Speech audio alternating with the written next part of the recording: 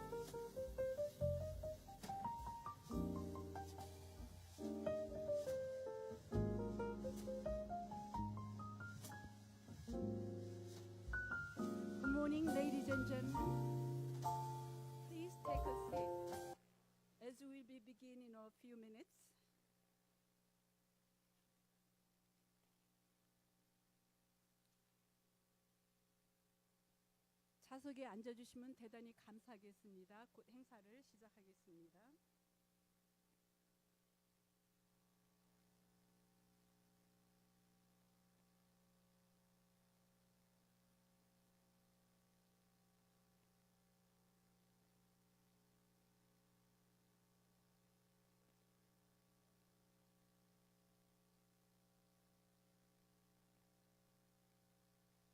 We are about to begin the program, so please kindly be seated.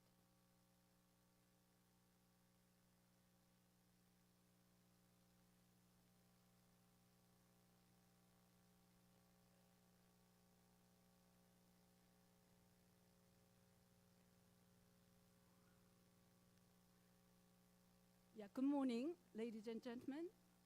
My name is Okja Seo from Korea-U.S. National Prayer Breakfast. I'll be your master of the ceremonies this morning. And we want to welcome to the special event that you are going to share with us, the 140th anniversary of Korea-U.S., not national, Korea Treaty of 1882. So now, I want to know that there will be a translation system, so those who want to have a translation, please check into the reception area. We'll have this equipment that you want to. So this morning, we are going to have an opening speech by Reverend Dr.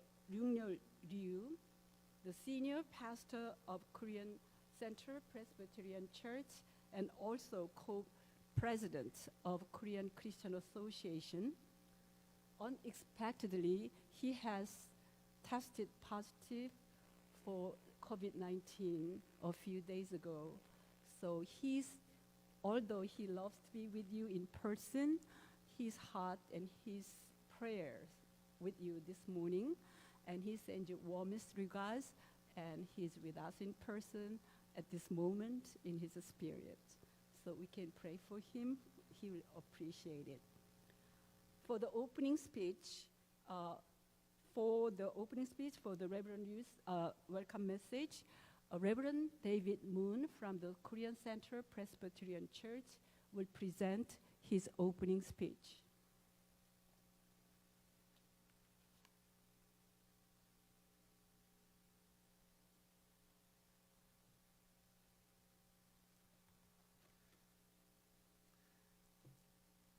So I am delivering this message on behalf of the senior pastor, Reverend Ryoo. 유목사님을 대신하여서 대독하겠습니다. 안녕하세요. 와싱턴중앙장로교회를 섬기는 담임 목사 유응렬입니다. 오늘 중요한 자리에서 직접 뵙지 못해서 너무나 죄송한 마음입니다. It is with sincere apologies that I regret that I'm not able to be here today, but I send my warmest regards and welcomes to all of you who have come here. 먼저 한미수교 140주년을 기념하여서 한국에 오신 분들께 감사드립니다. 특별히 그 많은 스케줄을 뒤로하고 참석하신 이영훈 목사님, 최유 목사님과 허문영 사무총장님께 감사를 드립니다. We especially give thanks to Reverend Lee and Reverend Choi for attending despite their busy schedule, and also for Secretary General Moon Young-ho. We also welcome General Shampo and also Kim Sang-ju 박사님.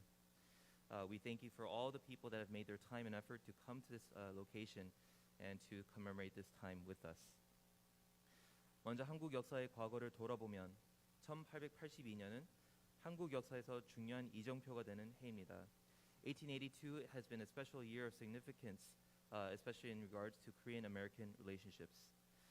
한미수교가 시작되었다는 것은 한국 땅에서 자유민주주의의 씨앗이 뿌려졌다는 의미이고, 더 중요한 것은 기독교 복음의 발판이 놓여졌다는 것입니다.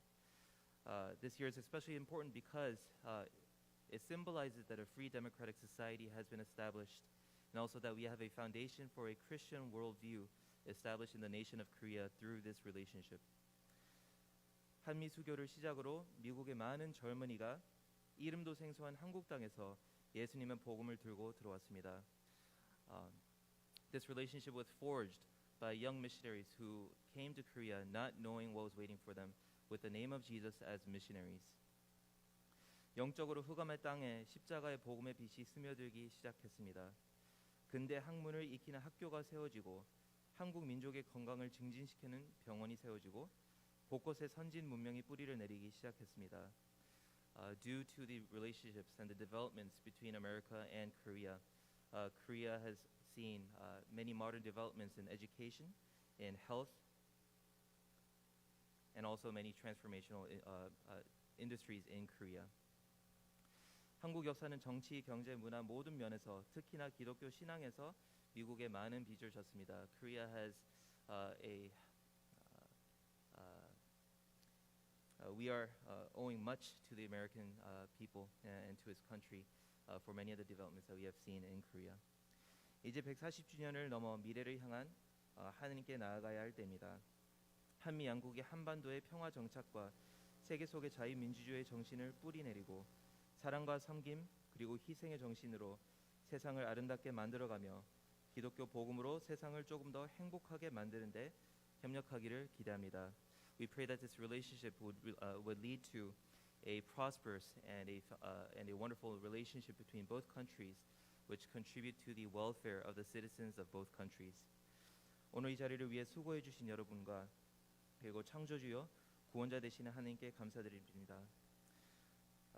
I want to conclude this ceremony by proclaiming that Jesus Christ is Lord and Savior. To Him is all authority and sovereignty, while the authority of nations and the delegated powers given to governments will fade away. The word and the will of God will remain eternal, and it is in that I implore you, and we thank you, and we congratulate the relationship of 140 years between America and Korea. Thank you.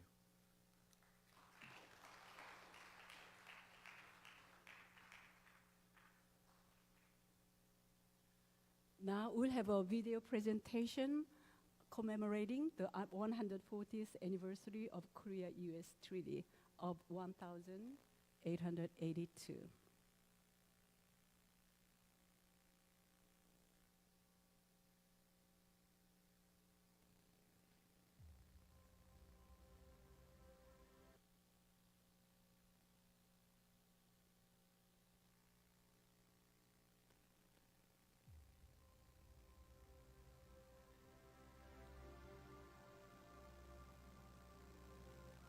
The Korean Peninsula, located in Eastern Asia of Eurasia. Before the founding of the Republic of Korea, this place was home to a country called Joseon.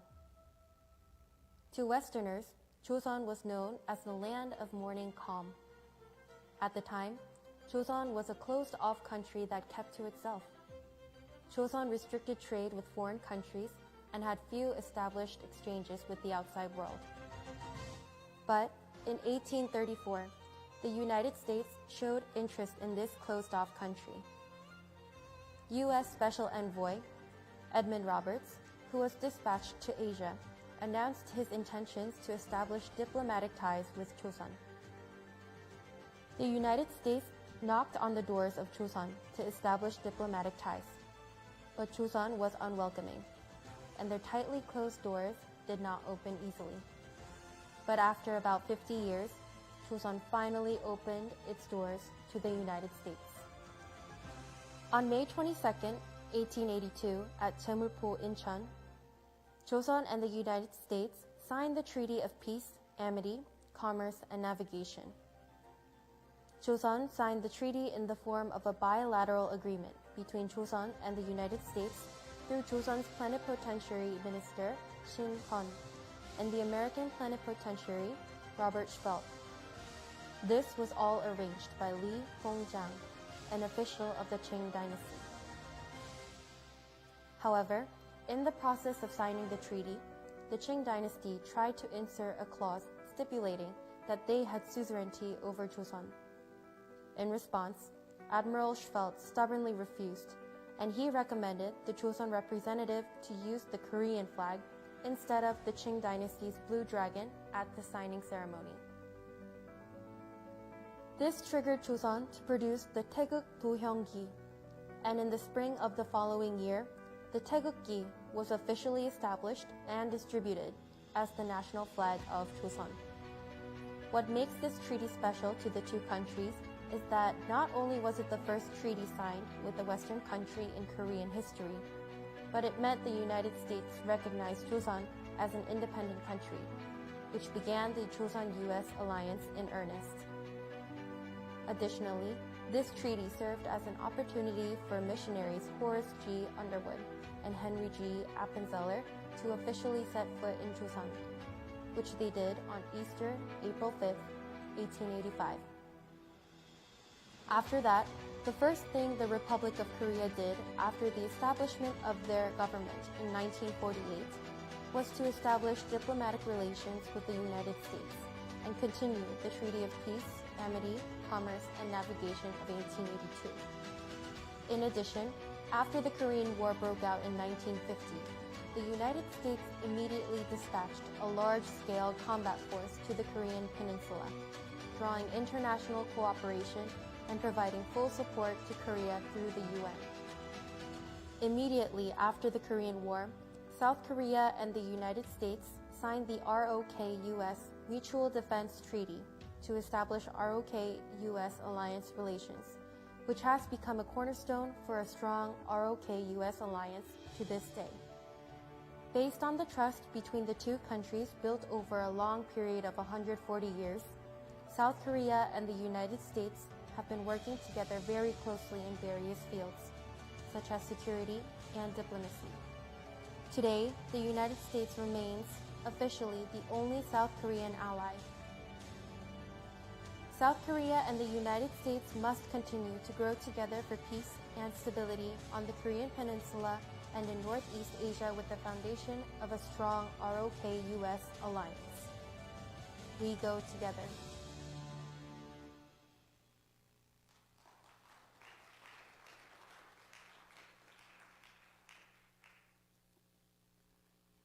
Now, a motivational speech will be presented by Reverend Young Lee, the President of Korean Christian Association, President of the Assembly of God of Korea, and also, the world's largest church, Yoido Full Gospel Church. Let's welcome Reverend Young Lee.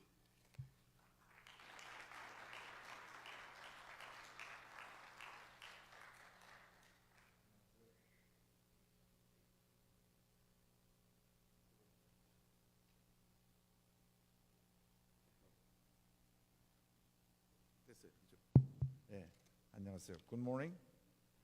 예, 좋은 아침입니다.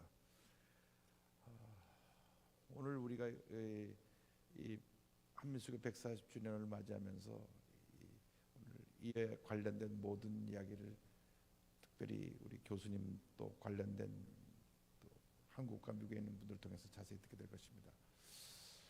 We are going to hear the old story about the Korea and United States Treaty of 1882. 그렇기 때문에 제가 오늘 두 가지만 한국과 미국과의 관계에 있어서 드리고 싶은 말씀 드리고 싶습니다. So I want to point out just two things between the Korea and the United States relationship. We are really indebted to the United States in two ways. 우리가 지금 미국의 큰 빚을 두 면에 있어서 지고 있습니다. First one is that's a spiritual debt. 하나는 영적인 빚인데 미국이 우리나라에 선교사를 보내므로 말미암아 한국이 아시아 최대 기독교 국가가 됐습니다. 1885 Easter Sunday, two missionaries came from the United States. They preached the gospel to the Korean people. 130 years later, right now, we have 10 million Christians, the largest Christian country in Asia. 1885년 부활절 두 분의 선교사님이 미국으로부터 와서 한국의 복음을 전하고 지금 130년쯤 지난 지금 한국은 아시아 최대 기독교가 됐습니다.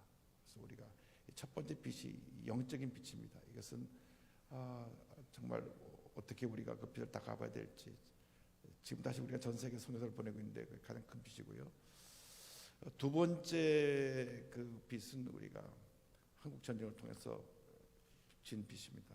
The second thing is the United States sent their army during the Korean War. About 39,400 young American soldiers shed their precious blood during the Korean War. We're really indebted to that sacrifice. Because of that, we can keep our country. We became one of the most successful democratic country in Asia. 그래서 우리가 한국 전쟁을 통해서 또 하나의 빚을 졌습니다. 39,400명의 그 젊은 미군인들이 한국에 와서 피를 흘렸습니다. This year, July 26th and 7th, we are going to celebrate the dedication of Korean Memorial War at the Arlington Cemetery site. 그래서 올해 7월 26일, 27일 날 아마 우리가 그 계획하기는 양국 대통령이 모셔서 이 코리안 전쟁, 그 한국 전쟁 추모의 벽을 준공식을 할 것입니다. 거기에 42,000명의 우리 죽은 미국과 한국의 군인들의 이름이 적혀져서 우리가 세레모니를 하게 될 것인데, we are expecting the two presidents will join the dedication service to commemorate their sacrifice. 그래서 그 젊은 미국 용사들의 그 희생을 기념하면서 이번에 그 한국 전쟁 추모의 벽이 세워지라 생각합니다. 그래서 우리는 한국과 미국과의 관계가 굉장히 중요하고 한미 동맹이 정말 더 강화된다고 생각합니다. The reason why it is very important to have the Korea and United States alliance. We make our best effort to strengthen for the Korea and United States relationship. 그래서 우리가 한국과 미국의 관계가 더욱더 견고해지는데 모든 노력을 기울여야 된다고 생각합니다. 감사합니다. Thank you very much.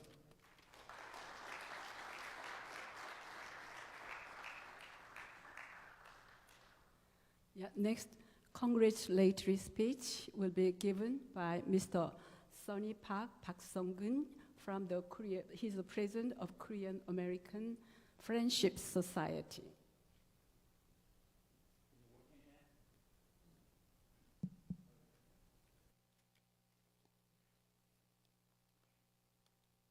저는 말씀드릴 준비를 영어로 했는데 이걸 한국어로 바꾸려 보니까 시간이 걸리고 그래서 영어로 주로 하도록 하겠습니다. 제가 귀가 나빠요. 듣는 능력이 많지 않아서 이 보청기를 쓰고 있는데 제 아는 친한 친구가 요즘에 그 보청기를 새로 샀대요. 그러면서 저한테 전화를 와가지고 보청기를 사는데 너무나 좋다고 저를 보고 추천한다고 사라고 그래요. 그 사람이 제가 보청기가 싸구려 보청기를 갖고 있다고 생각을 했던 것 같아요. 그러더니 그래서 제가 물었죠. 그 가격이 얼마나 되냐? 그렇게 물었더니 이 친구 하는 얘기가 지금이 9시 25분이래요. 그래서 제가 그러냐고 그러면은 안 사겠다고 그랬었습니다. 우리가 동문서답을 많이 하고 있는데요. 제가 말씀을 드리겠습니다. Some of the non-Korean speakers would just wonder what happened, and just the way the people laugh about it. I had received a call from a friend of mine who has a hearing aid. I got impaired the hearing problems. I wear the hearing aids. And a friend of mine called me and said he was bragging about the new hearing aid he just recently purchased. And then he was telling me all about how good that was. So I asked him, how much did you pay for it? And he said, it's 9:30 in the afternoon. So I said, well, I'm not going to buy that. That's what it was. I'm Sonny Park.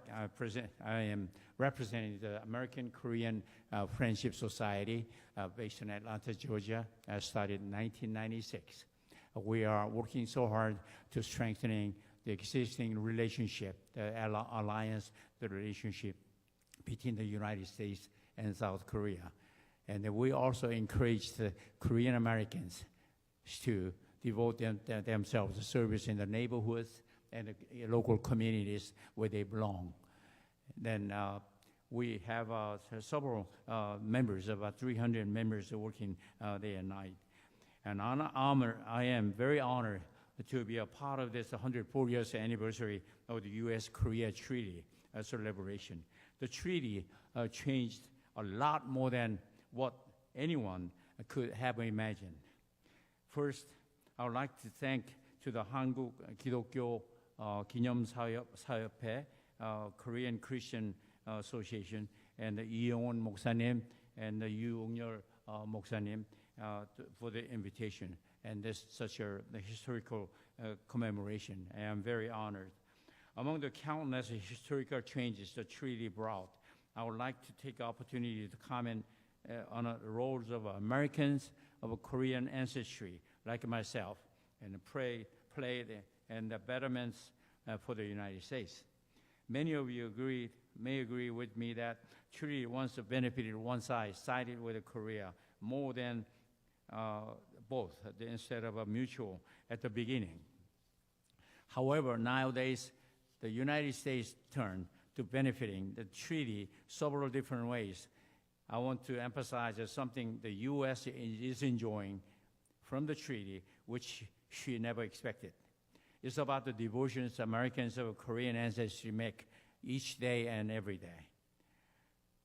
Can I ask anyone to naturalize citizen, 시민권자 되신 분 손 한번 들어봐 주세요. 네, 감사합니다. 저도 교포고 1974년에 이민을 와가지고 지금 48년을 교포로 살고 있고 아메리칸입니다. It was September 5, 1974, when I arrived in Indianapolis, Indiana, with a large suitcase, and as the flight I was entering the U.S. airspace, and I could look at the Rocky Mountains and the plain fields is all over, and I was thinking, well, I'll be American. And I made up my mind there, and I was look down the aircraft and tell America this is America, you are now my new country, and I will love you and I will take care of you. I will never disappoint you, and I want to be a patriot for my new country, the United States of America. Start memorizing Star Spangled Banners and the Lord's Prayer in English. It wasn't easy, but I had to do it. Within just 4 hours after touchdown the U.S. soil, I landed a job. I was start making $1.80 an hour at a restaurant. Just hired me to start making $1.80 an hour. That was about a day's pay in South Korea at that time. In fact, I have achieved fast forward. I achieved remarkable personal goals and enjoyed having a blessed life as an American. Fast forward after 27 years, I reached my American dream goal, which was to pay the $1 million annual income tax, and I'm still doing it, and I'm very proud of it. And 4+ of busy volunteering work, and I started receiving some of the awards from the various the credible organizations, to name a few: Patrick Henry Trophy from National Guard Association, Americanism Medal from Daughters of American Revolution, and USO Patriot Award from the USO, Freedom Award from Georgia Public Policy Foundation, and Liberty Award from the Institute of Korean American Studies. Dr. Sang-Ju Kim is working hard here today, and he's sitting here. I want to thank you again for the award. So you might be thinking, this guy's bragging. You better believe I'm bragging. And I'm talking to several of the signs show me that I got to stop here, and then I will stop in a minute. And thousands of South Americans South Americans came here, came to the United States and made this country as a home, and I'm just one of them. Do you think those are diplomats who designed and developed the treaty agreement that time envisioned 1.6 million Koreans that will make the United States a home? I doubt it, but we're here. We're not only here, we're making America greater than what it was. And there are so many achievements, so many things that actually changed, that the treaty changed. There are so many other things, and then I can name all morning, but I'd rather fast forward here, and then U.S. treaty actually have done for the country, both of the countries, and then what actually happened. In conclusion, the treaty worked very well for both nations and its people. I'm very proud of you all, that the leadership of this Korean Christian Association, and create the opportunity to recognize the treaty. I lived here 48 years, and I thought I would know about Korean history. I thought I'd know about the relationship between two countries, but this is the opportunity for me, myself, that actually learn and recognize that the treaty actually that was a key and the root of the two nations' relationship. So I think that God is very happy for your hard work, and I continue to bless that recognize and then they work hard to maintain this treaty celebration each year. And then once again, I thank you so much for the opportunity to come here and then celebrate together. Thank you. God bless you.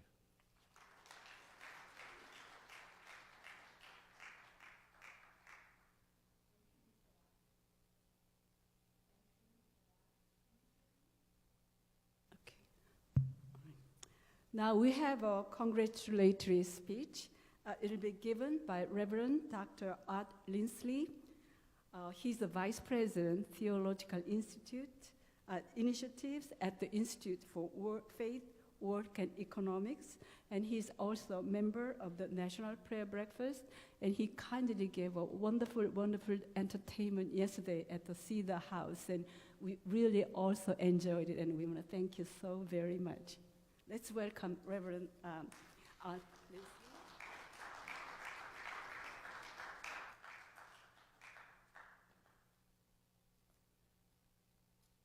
It's great to be able to see some of you that we were with yesterday.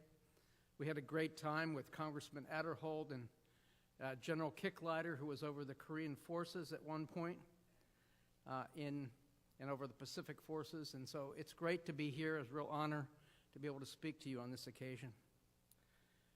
Especially, it's an honor to join you in the celebration of the 140th anniversary of the United States Korea Treaty of 1882. I'm on the executive committee of the Geneva Institute for Leadership and Public Policy. Geneva Institute signed an MOU with Governor Moon-Sun Choi of Gangwon Province at the DMZ in September 2019 to cooperate to advance peace and reconciliation between North and South Korea. In September 2019, we hosted a delegation from Korea in Washington, D.C., led by Governor Choi. We had meetings at the White House, the State Department, and later the Senate. Hal Jones, who sadly recently passed away, was co-chair for the Pyeongchang Peace Forum in February 2020.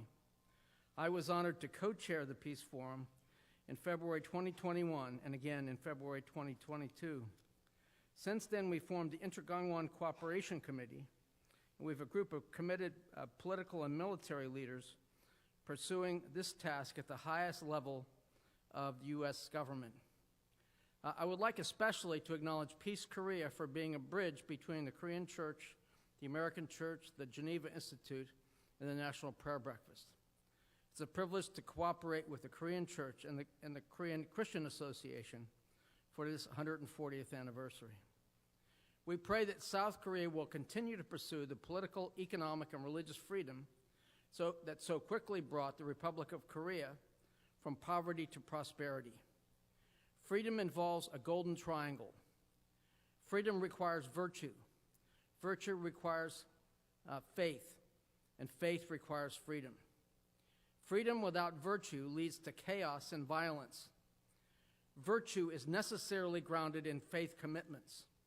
Religious freedom is necessary for a nation to thrive. Jesus said, if you continue in my word, you will know the truth, and the truth will set you free. We need to get to that truth by casting off lies and half-truths that so often surround us. There's nothing like naked truth, stripped of lies and half-truths, to lead us from bondage to freedom. We desperately need love, forgiveness, and reconciliation. Jesus calls to love one another as I have loved you. Only Jesus teaches that forgiveness is essential to faith. He says after the Lord's Prayer, if you do not forgive others, then your heavenly Father will not forgive you. We are called by the Apostle Paul to be ambassadors of reconciliation, to carry out the message of reconciliation to the world. South Korea has risen in the last 2 generations from being a recipient nation to being a donor nation. For instance, the Republic of Korea is close to the top 10 in donations to the UN World Food Program. The rise of Korea is a complex story, but making it easy to start and run businesses and encouraging innovation have been key factors that continue to lead to prosperity. I believe that freedom and creativity are central to our humanity. In Genesis 1:26-28, people are made in the image of God to be able to use their creativity to unfold the potential of the world around us. I hope that this freedom and creativity will continue to be encouraged. I hope to continue to interact with Korea by participating in the Inter-Gangwon Cooperation Committee and through bringing political, military, and religious leaders to engage with leaders in South Korea. We're planning such a trip in the last week of June this year. I hope that the close cooperation that has characterized the United States and Korean relations will continue, and I will do what I can to encourage this long-standing relationship. This 140th anniversary is truly something to celebrate. Thank you.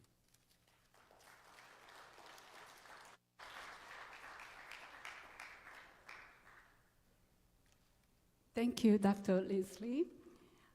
Now we have a keynote speaker. I'm honored to introduce our keynote speaker for today, Lieutenant General Bernard Champeau. Am I correct? He's a retired three-star general with nearly 39 years of service. He follows his father's footsteps and served as a company commander during the Korean War. He served nearly 4 years in the Republic of Korea as the Assistant Chief of Staff for Operations for United Nations Command, ROK-U.S. Combined Forces Command, and United States Forces Korea. From June 2013 to February 2016, he commanded the 8th Army while simultaneously serving as a Chief of Staff for the United Nations Command, ROK-U.S. Combined Forces Command, and the United States Forces Korea. He received Gukseon Medal, Order of National Merit from the ROK government, and Distinguished Service Medal for his contributions to the ROK-U.S. alliances from the Department of Defense. He is also a founding member of the Board of Directors at the Korean Defense Veteran Association, the National Defense Industrial Association, and also Vice Chairman of the Korean War Veteran Memorial Foundation. And finally, Commander Champeau received his Bachelor of Arts degree from the St. Anselm College and graduated from U.S. Army War College and the Army Strategic Leader Development Program. Let's welcome General Champeau.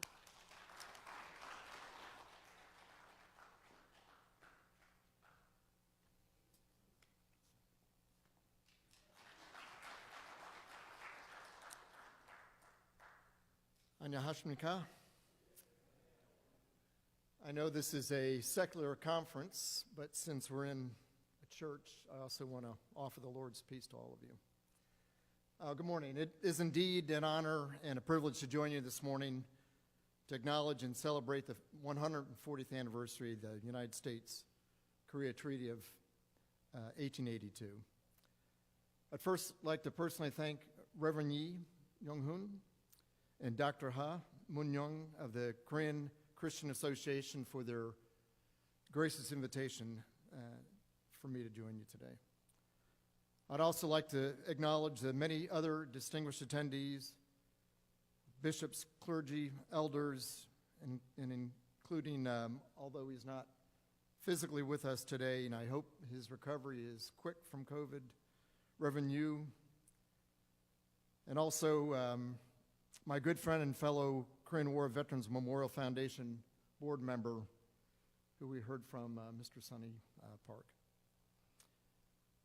I must confess, although somewhat familiar with the often forgotten U.S.-Korea Treaty of 1882 and the history surrounding this watershed event, like many, I had allowed it to be consumed in the larger fabric of both Korea's long history and by the more recently emerging decades-long bilateral relationship with the United States of America. 140 years in the centuries of Korea's rich history may seem like an insignificant amount of time, but when you appreciate it represents well over half of the 242-year history of the United States, it puts it in a totally different light. I believe the Treaty of 1882 played a substantial role in South Korea's modern history, and I applaud the Korean Christian Association's efforts to highlight and celebrate the significance and the original beginning of this formal relationship between our two countries. It is well understood and well practiced over time that significant strategic relationships rooted in common values of democracy, free markets, and the value of human life flourish and are mutually supporting. The U.S. presence in South Korea at the end of World War II and the end of the Japanese colonization period came with some existing familiarity. As we all know, U.S. missionaries had already established a presence and the basis for some common understanding. The U.S. military occupying South Korea post-World War until the Republic of Korea was formed in 1948 under President Syngman Rhee had at least limited access to Korean leaders and some cultural understanding through the relationship with the U.S. missionaries. I believe the Korean War galvanized the U.S. Republic of Korea bilateral relationship. The friendship and alliance between our two countries are forever bonded in blood, as Koreans and Americans fought shoulder to shoulder to turn the tide of communist aggression. In an hour of need, at a critical point in history, the spread of communism needed to be stopped, and two countries led this righteous and successful response. The Korean War is how South Korea initially became a part of my life. As mentioned, my father was also a career soldier who served as a company commander during the Korean War. My dad fought in the Iron Triangle in the vicinity of Chorwan, in the vicinity of the infamous Bloody Ridge, and returned home forever impacted and grateful for the experience. Like most soldiers, he rarely spoke about combat until I became of age and donned our nation's cloth. But growing up, Korea was always a subtle presence in our home, as some of the art and artifacts he returned with were on display in our living room. There was a tangible and reassuring familiarity to a country I never visited. There was something about the people and the beauty of Korea that positively grabbed my father's attention, above and beyond the brutality of combat and war. In a way, he wanted to remember it through these things that followed him home. Although I didn't really know Korea firsthand, it wasn't a mystery to me either. Over my years in uniform, I became increasingly more familiar with Korea through my Army colleagues who had served there and their myriad stories. Although tangential, I've informed an impression of Korea over time that was replaced by reality when eventually assigned there for my last duty station. Initially, as mentioned, the operations officer for those three commands, and then finally taking command of 8th Army. Nothing could have prepared me for my first-hand impression of Korea. My impression of Seoul, the miracle on the Han, and the Republic of Korea. It was overwhelming. One of the many benefits of commanding the 8th Army was the exclusive access to a UH-60 Black Hawk helicopter. I literally and consistently flew the length and width of Seoul, of South Korea. Then from the DMZ to Busan, having visited Waipido, Yosu, Jeju-do, Daejeon, Daegu, Pohang, Pyeongtaek, Uijeonbu, Yongin, Suwon, Osan, and the list could go on and on. I was immediately struck by how modern Seoul and how ruggedly beautiful Korea is from sea to shining sea. What else struck me was how genuinely and humbly grateful Koreans are to the United States of America. Without hesitation, I was constantly thanked for my service in Korea. And when I told Koreans my father had served in Korea during the Korean War, the level of respect was palatable. Having served around the world in peacetime, conflict, and war, I never encountered this level of universal appreciation and gratitude.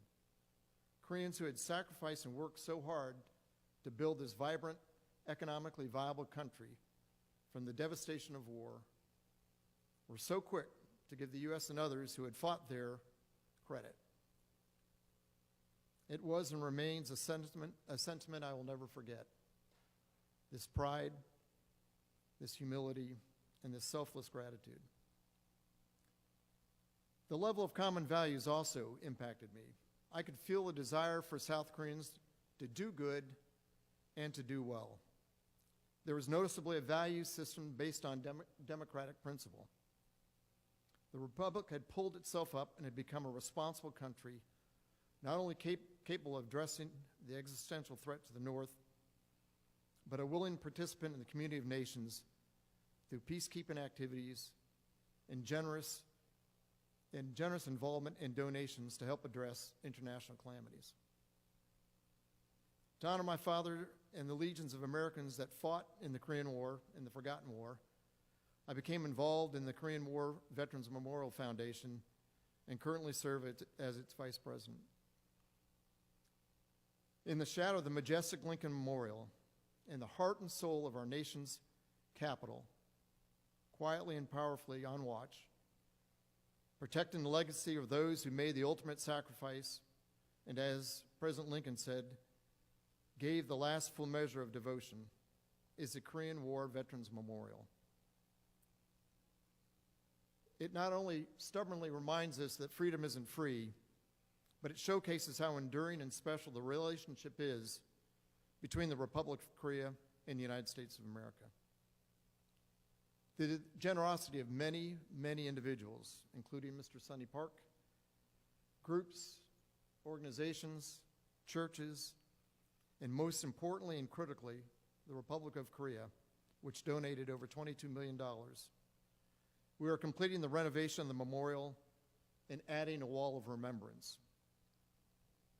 The wall of remembrance will display the engraved names of the 43,769 soldiers, sailors, airmen, and Marines killed in U.S. military units during the Korean War.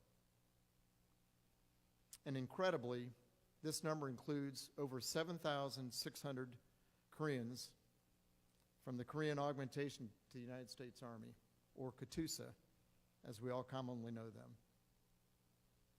The names are displayed alphabetically by rank.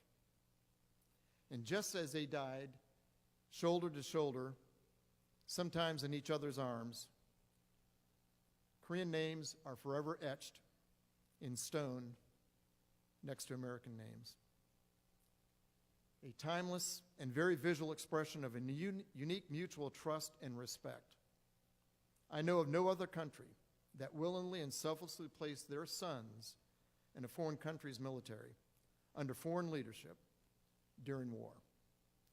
Hard to find a more compelling example of the depth of the two countries' relationships. Like the KCA's impressive initiatives to find ways to strengthen the alliance between South Korea and the United States, as mentioned, I had the good fortune to help form the Korean Defense Veterans Association and serve on its inaugural board of directors. KDVA is another organization that is aggressively looking for ways to enhance and advocate the importance of maintaining a strong bilateral ROK-U.S. alliance, especially in the face of continued provocations from North Korea. I am so impressed and encouraged by the Korean Christian Association's efforts to expand into political, academic, and military sectors. The recognition that common values and a history started over 140 years ago drives this special relationship and friendships between our two countries, and it is powerful.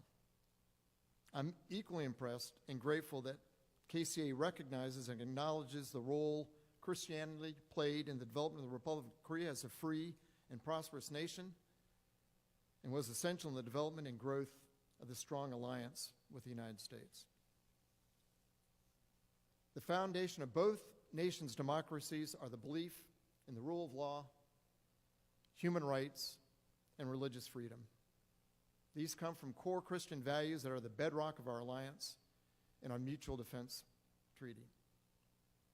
So I encourage you to continue to find ways to expand and strengthen the ROK-U.S. alliance and the critically important relationship within our governments and between our people and between our churches. Regardless of the future, we are stronger when we go together. So again, thank you for the opportunity to join you and to share my thoughts. I'm grateful for your attention. And I'll close with the motto of the ROK-U.S. Combined Forces Command, which was the motto that closed the video presentation. And I want to close with that because it captures perfectly the vision of our collective future. Kapshi kapshi da, kamsamnida.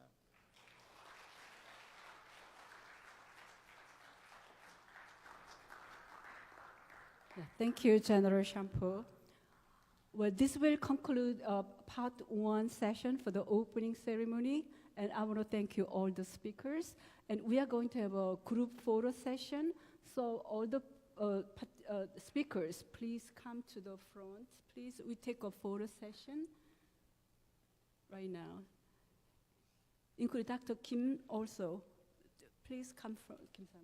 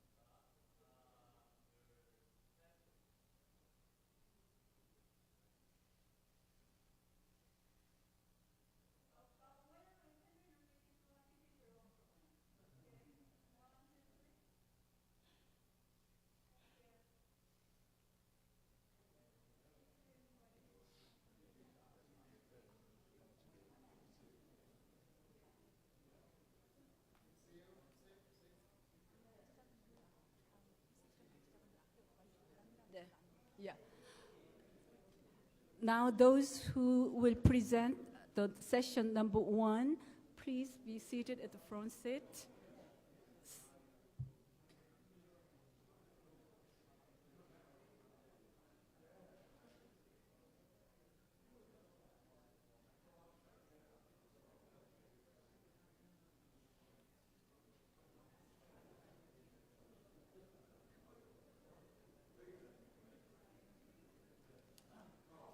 Yeah, we'll continue with our conference now.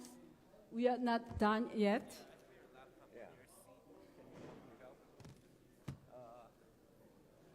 Just can you bring up?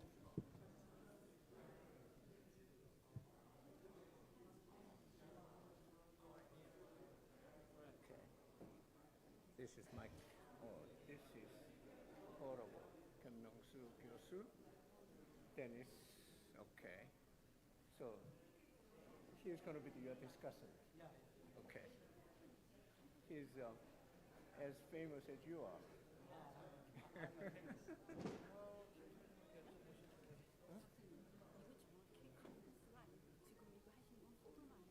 Yeah, it is. Yeah. You can.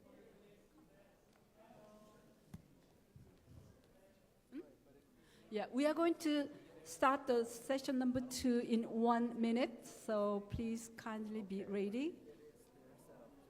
All right, thank you.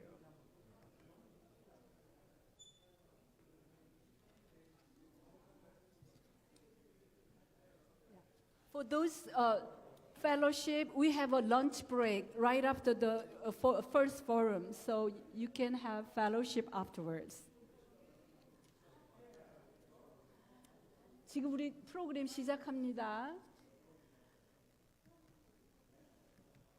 지금 프로그램 시작하시니까 이따 we are starting the program right now, so we can have a fellowship during lunch break. You have 1 hour for the fellowship afterwards.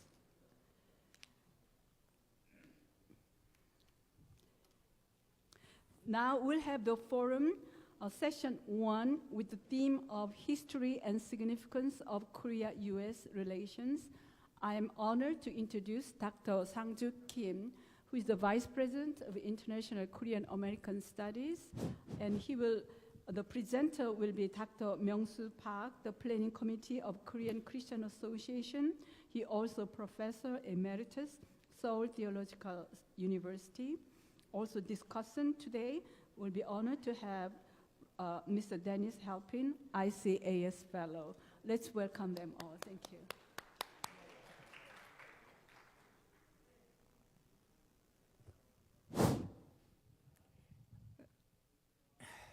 Well, it's already good afternoon, ladies and gentlemen. Thank you for coming. And also I want to thank you, KCPC, for inviting me to run this forum, so to speak. Dr. Park, go to your platform and present your... You here? Okay, fine. Your microphone, please.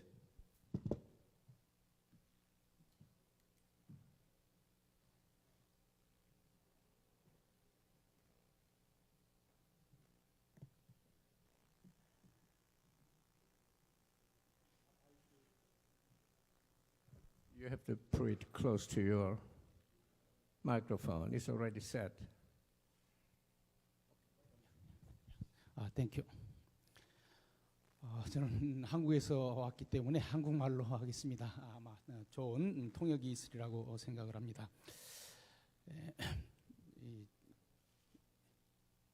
지금 PPT 좀 틀어주세요.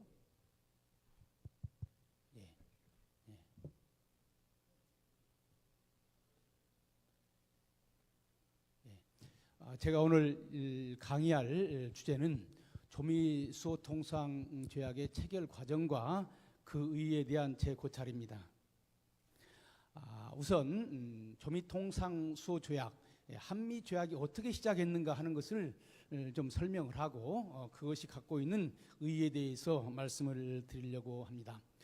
먼저 이 조미조약의 의미가 뭐냐라고 하면은 조미조약을 체결한 슈펠트는 이렇게 말했습니다.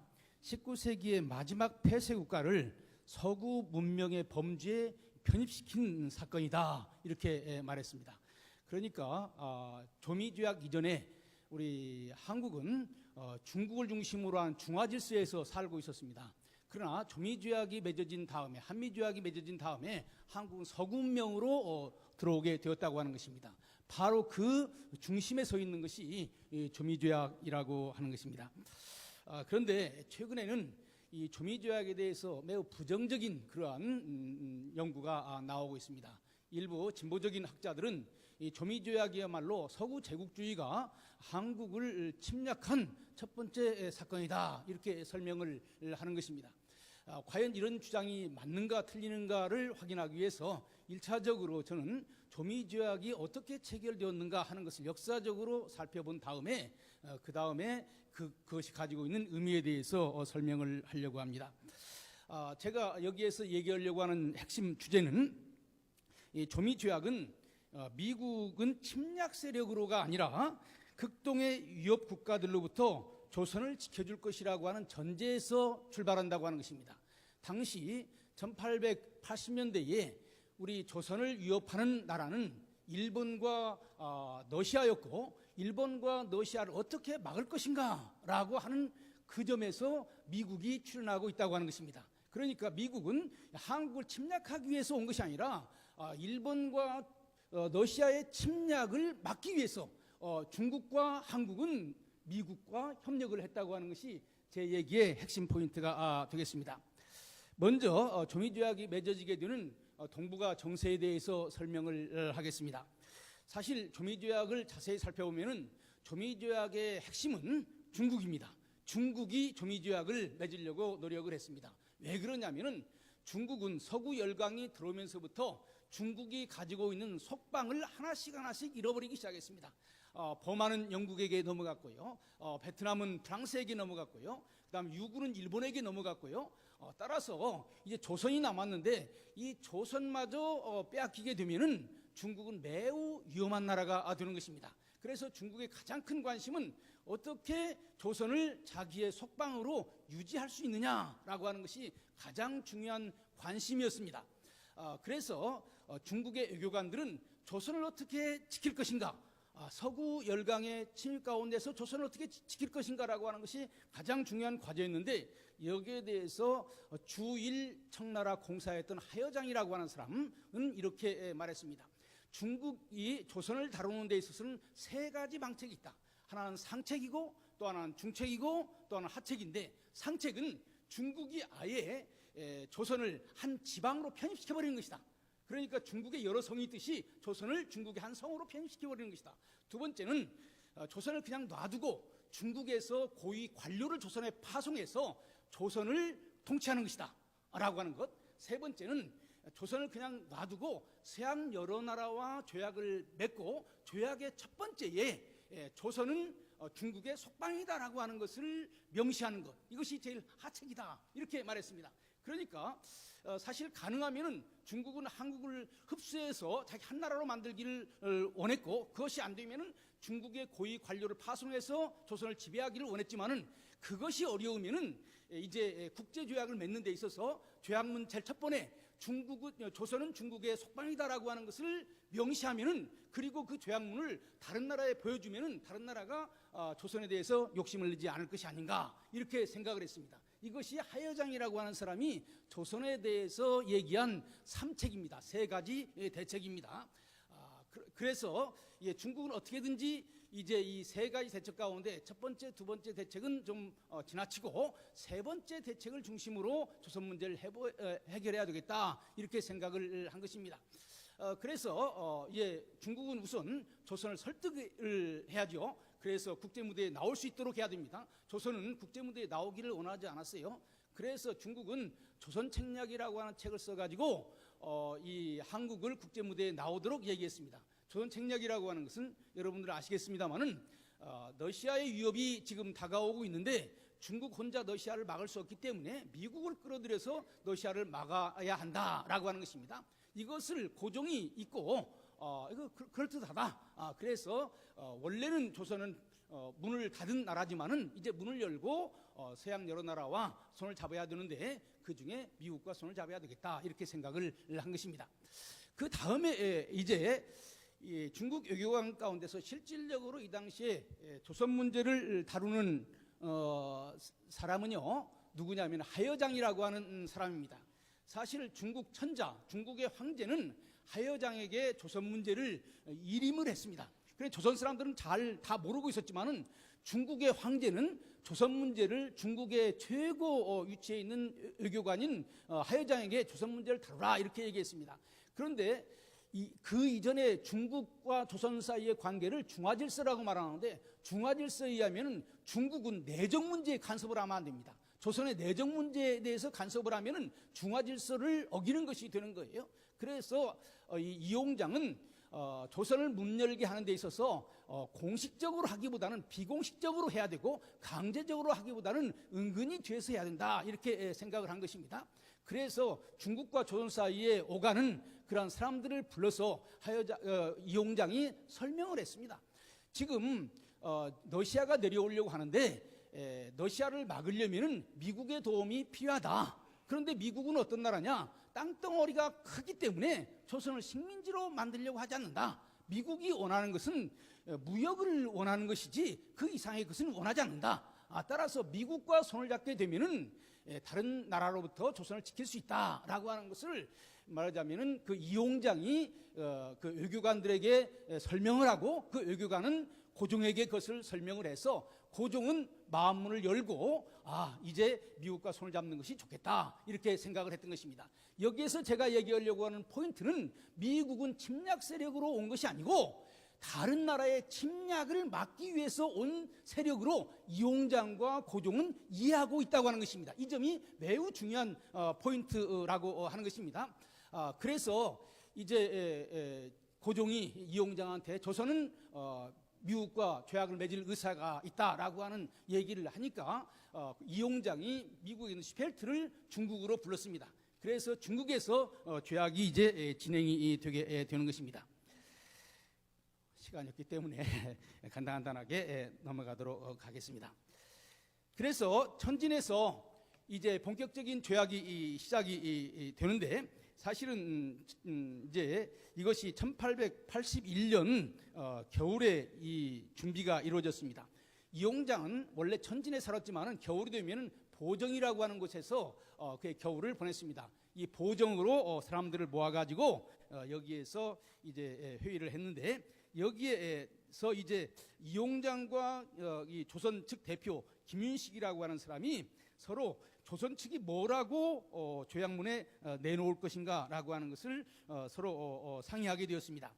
여기에는 네 가지 중요한 합의를 한 것입니다. 첫 번째는 중국 측의 주장대로 조선은 중국의 속방이다라고 하는 것을 넣자. 두 번째, 조선이 제일 염려하는 것은 기독교가 들어오는 것을 염려하기 때문에 기독교를 들어오지 못하도록 하자라고 하는 것이고, 세 번째는 관세, 세금 문제를 해결하자.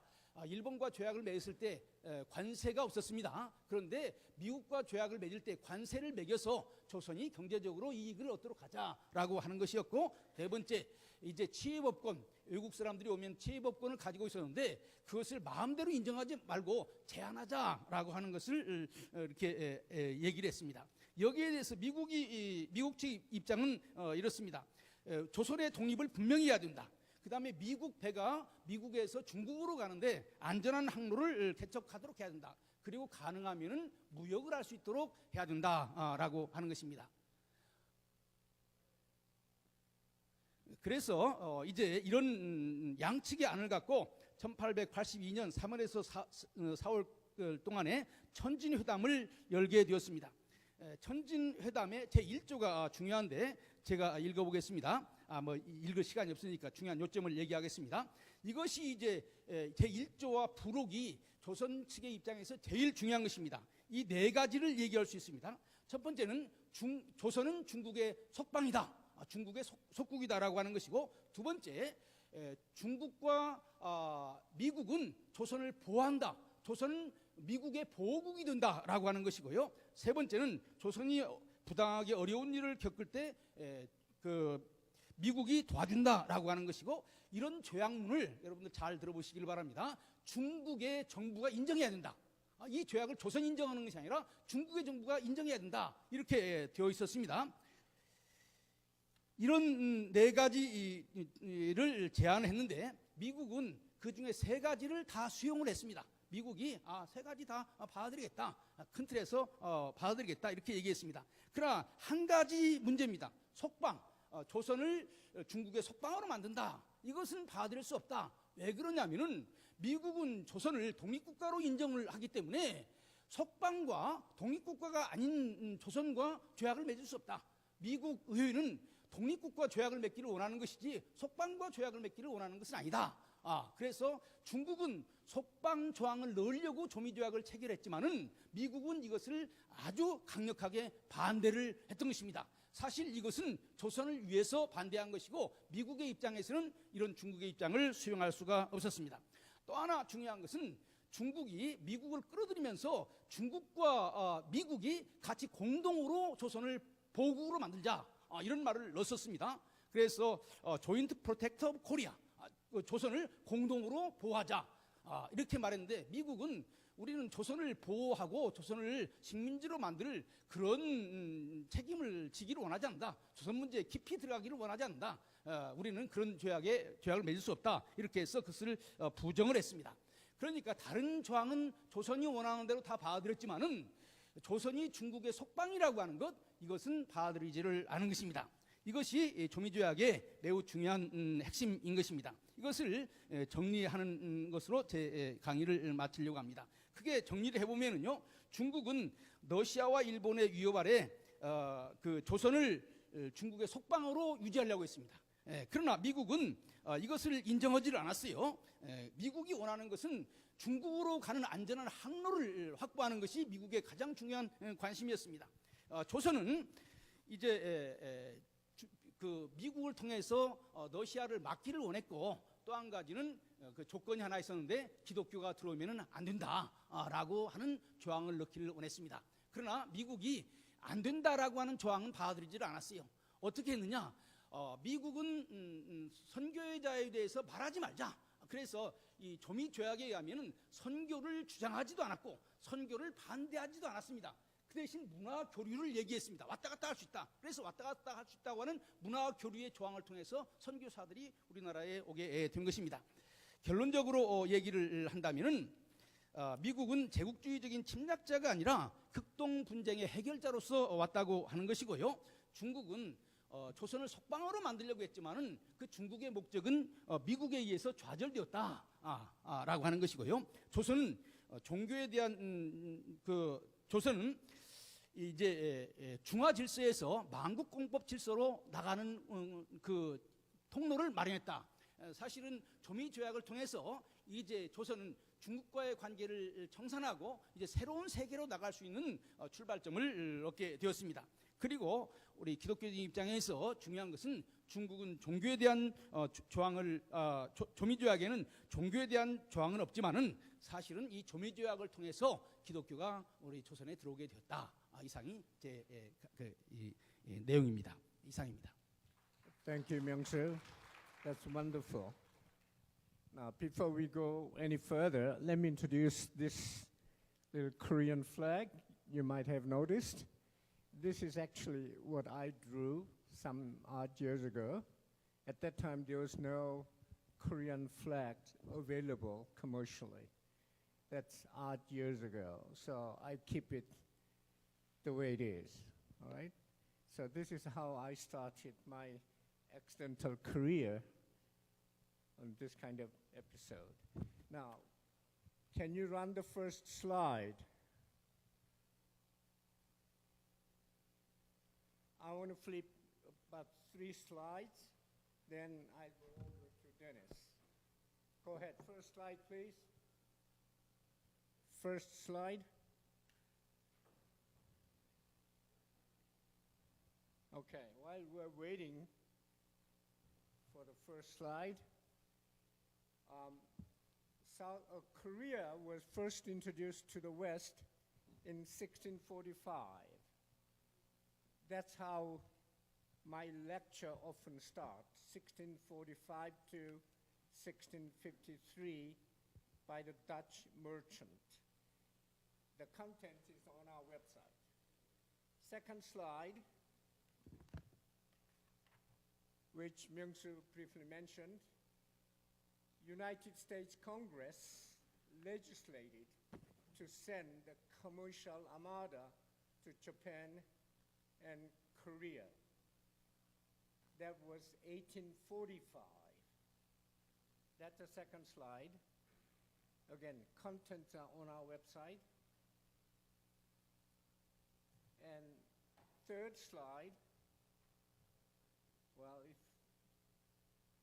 1871, Commodore Schufelt was dispatched, to South Korea. Well, we call it South Korea Jaemulpo. Next slide, please.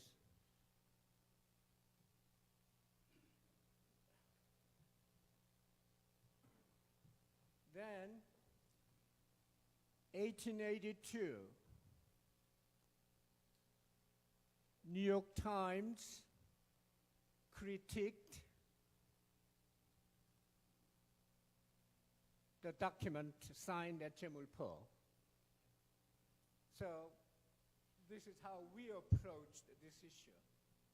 Because New York Times, you know what it is, they were very critical of the signing the treaty between Korea and the United States. So all these documents are on our website under historical documents. And I want to share this with you. Thank you. Dennis? Go ahead. Oh, Pak Paksanim, thank you for your very informative explanation of the treaty. Of course, Dr. Pak is completely right. As the Korean Sokdam says, Kore Saome Seo Tungi Tojinda. This is the perfect example. The whales, Russia, Japan, China, America were circling Korea at this time, as the proverb says. And of course, Dr. Pak, his example today is perfect. I mean, Russia has always had imperial ambitions for a Eurasian empire. In 1882, it might have been focused on Korea. In 2022, it's focused on Ukraine, but the ambitions are still there. I would like to talk about three more controversial aspects of the treaty. Last weekend, I was at, my hat's over there, the 55th anniversary of Peace Corps in Korea. There was a convention in Washington. The ambassador, Korean ambassador, invited us, and they put up on YouTube, you can see a film. It says something like, 아름다운 젊은 사람들은 평화 봉사단으로 한국에 와서 감사합니다, right? We were young and beautiful, they told us, right? And then the film says there was the Korean miracle on the Han, and thank you, Peace Corps volunteers, for that. And we're all looking. We did that. We built the bullet trains. We built the bridge. No, we didn't. But anyway, at this convention, to talk about three things. One aspect, besides what Dr. Pak talked about, or in conjunction with the great power rivalry in Korea, there was the dynastic playings on within the imperial family between Taewon-gun and his daughter-in-law, Minbi, and a weak Emperor Kojong. Now, last weekend, I sat at the Peace Corps, and there was Min Yuna. Her name is like Yuna the skater, right, isn't it? And she was a Peace Corps spouse, but she's descended from Queen Min. So we had a discussion about Queen Min. When we went to Korea in the Peace Corps, Koreans usually said, oh, Minbi, she was amtak urumyeon chipane mananda. She was nagging her father-in-law, nagging her husband. She didn't know when to shut up. Well, but then, more recently, there was the drama on Korean television Today you go back and there's a whole different view of Queen Min. Queen Min was allied with China trying to protect Korea from the Japanese and Russian interventions. And her father-in-law, he was an isolationist for a while. Then he got in with the Japanese. Some people said he killed her, but she was killed. Now, think of this. If Putin sent paramilitary troops into Buckingham Palace, stabbed Queen Elizabeth, dragged her out in the courtyard, set her body on fire, what would the British people say? So you had this whole dynamic family interplay going on connected to what Dr. Pak talked about, the great powers. I would just point that out. That was kind of a background to what was going on. A second issue is the United States in 1882. I find it very interesting that 1882, the United States was going two ways in Asia. You had the overthrow of the Hawaiian dynasty. You had the Spanish-American War was coming up. The acquisition of the Philippines, as you know, the young Korean students used to tell me when I was counsel in Busan, they'd say, oh, America, you wanted influence in the Philippines. So you said to the Japanese, okay, you go in Korea, and we'll go in the Philippines, and everyone will be happy. That's what the young Korean students thought in the 1980s and 90s. And, but at the same time, you know, as Dr. Pak pointed out, this was a treaty of peace, amity, commerce, and navigation. It was not a mutual defense treaty like 1953. It was not even a formal diplomatic recognition like after World War II. It was, as Dr. Pak said, focused on American commercial interests and what Mr. Kim Sung-ju said about Commodore Perry sending to open up commerce to Asia. The Americans wanted to make money in Asia. But what was going on in the United States, ironically at the same time as America was reaching out to Asia, you had a new xenophobia rising against Asian Americans. In 1882, the same year this treaty was signed, the Chinese Exclusion Act was signed, which limited Chinese immigration to the United States. And when I worked at Congress, Representative Judy Chu of the Asia Pacific Caucus, Mr. Falamavegu I worked for, they finally passed a resolution asking expression of regret. So you had that going on. The final issue I wanted to talk about was the treaty. I was at the embassy in 1982. It was the 100th anniversary. Dixie Walker was the ambassador. He wanted to have everything beautiful with Chundu Wan, have a big party. But what had happened just 2 years before 1982? Gwangju. So it was a very delicate situation. And there were some regrettable American issues, like General Wickham saying Korean people are like tulchi. Is that what it is? Lemmings? They follow any leader. There was a lot going on. So is anyone here from the 386 generation? 386. As you know, the 386 people were not so happy with the United States in 1982 on the 100th anniversary of the treaty. So let's hope with Dr. Pak's explanation and with what we have said that in 2022 there'll be better feelings. But anyway, the 100th anniversary was kind of shaky. So that's my comments. Thank you. Oh, question? So, yeah, Dr. Pak, how did the tension between Queen Min and Taewon-gun play with the Japanese and the Russians and all this? What would you say to that? 시간이 갔기 때문에 간단하게 말씀을 드리겠습니다.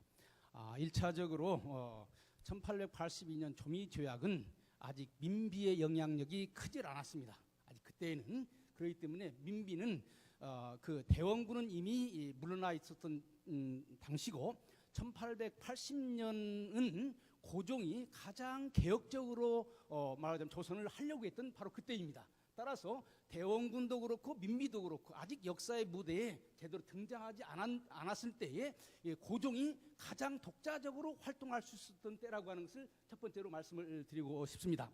두 번째는 그 1882년에 그 미국의 국제적인 상황은 아직 말하자면 스페인을 미국이 그 식민지로 만드는 그런 상황이 아니었어요. 따라서 1882년에 미국은 이제 슈펠트에 의하면은 미국의 외교 정책은 영국과는 다른 외교 정책을 가져야 된다. 영국은 다른 나라들을 식민지로 많이 삼았어요. 사실은 영국은 그 중국이 조선을 식민지로 만드는 것을 인정을 했습니다. 왜냐하면은 영국은 많은 식민지를 가지고 있었기 때문에 그렇습니다. 그러나 미국은 아직 1882년에 식민지를 가지고 있지 않았습니다. 그래서 미국은 그 조선을 독립국가로 인정을 했습니다. 따라서 1882년의 상황과 그 이후의 상황은 다르다라고 하는 것을 말씀을 드리고 싶고요. 그 다음에 세 번째는 1882년에 소위 중국인 배척법 Chinese Exclusive Law가 미국에서 만들어졌는데 이것이 조미조약을 맺는데 매우 흥미로운 역할을 했습니다. 사실 슈펠트는 원래 그 서구 문명에 대해서 비판적이고 중국에 대해서 호의적인 그러한 글을 썼습니다. 사실 이용장이 슈펠트를 좋아했던 이유는 슈펠트가 서구 문명을 비판적으로 봤기 때문에 그렇습니다. 그래서 슈펠트가 1868년에 커네티컷에서 한국인들을 상대로 해서 연설했는데 그 연설 내용이 서구 문명에 대해서 매우 비판적인 내용이었습니다. 그래서 이용장이 그것을 읽고 슈펠트를 초청을 했는데 1882년에는 상황이 달라졌습니다. 이용장하고 슈펠트 사이는 나빠졌습니다. 왜냐하면 이용장이 슈펠트를 중국의 고위직에 준다고 초청을 해놓고 그 약속을 지키질 않았습니다. 그래서 슈펠트가 마음이 상했어요. 그래서 중국인 배척법이 나오기 바로 전에 슈펠트가 미국에 편지를 써가지고 캘리포니아 상원의원인 서전트한테 편지를 써가지고 중국 문명은 낮은 문명이다. 중국은 힘으로 하지 않으면 안 된다. 이것이 서전트가 차이니스 익스클루시브 로를 만든 사람입니다. 그래서 거기에 큰 영향을 미쳤습니다. 바로 그런 것들이 미국의 그 의회의원들한테 상당히 부정적으로 외교관이 그렇게 중국에 대해서 비판하는 것이 적당하느냐라고 하는 말이 있었기 때문에 아까 뉴욕타임즈에서 했던 그런 기사가 그런 배경에서 나왔다고 하는 것입니다. 그다음에 네 번째로는 아주 한국에서 오래 살았기 때문에 한국을 잘 아셔서 좋은 질문을 하셨는데 제가 보면은 1882년 그러니까 조미수호조약 100년 되었을 때 나온 논문들은 한미관계에 대해서 매우 긍정적이었습니다.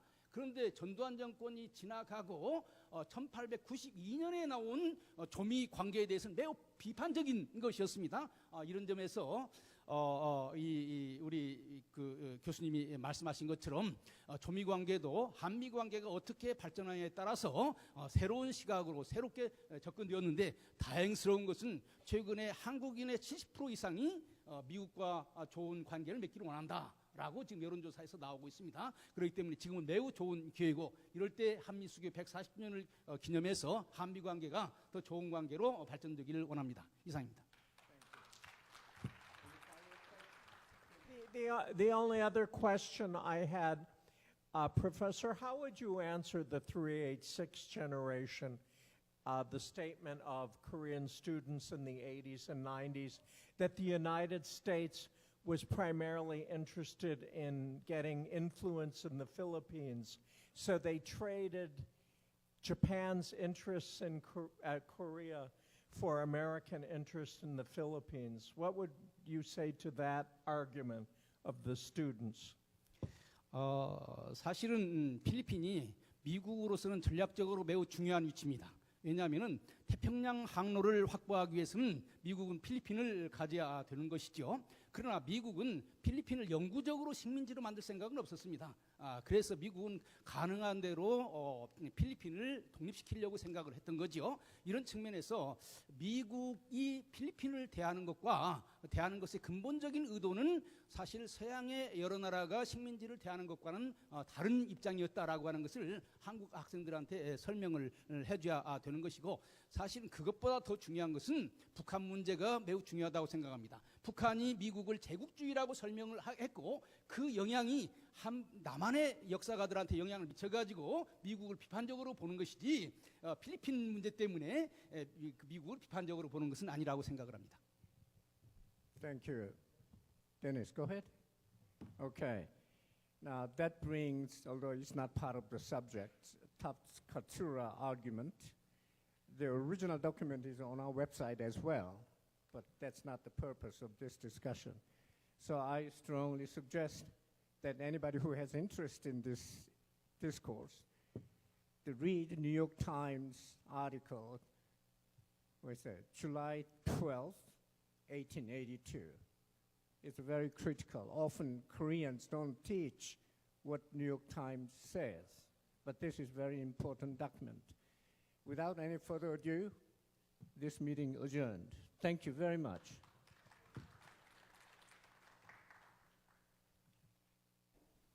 So much, Dr. Kim and Dennis and Bang Myung-soo 교수님. Now we are going to have a lunch break. Not in this place. We are all moving to multi-purpose room. If you is going straight, you will turn to the left. So we'll have a lunch and fellowship over there. So you can carry out your fellowship over there. And then we'll start the second session in 1 hour time at the 1:30 at the same place here. And thank you so very much for your patience.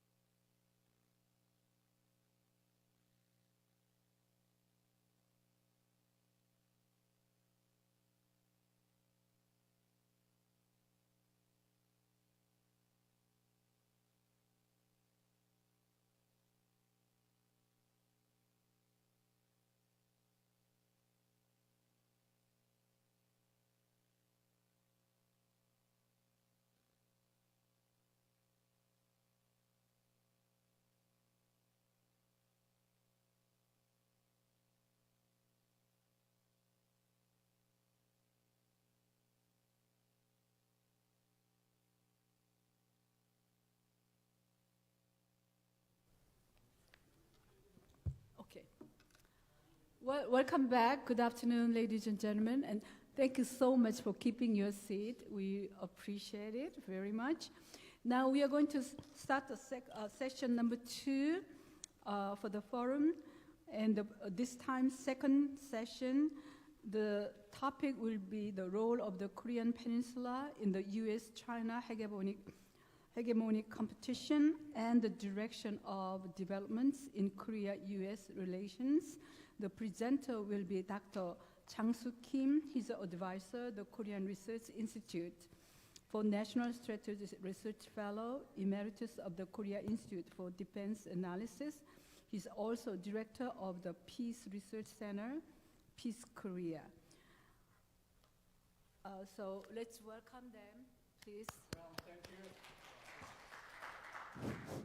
Thank you, ladies and gentlemen. The second session is kind of sleepy Friday afternoon, but let's stay alert, okay? Now, it's my pleasure to introduce Dr. Chang-soo Park from Korea, and he will argue his thesis, and we have to my left, Paul Ryoo, who's going to be the discussant. Thank you.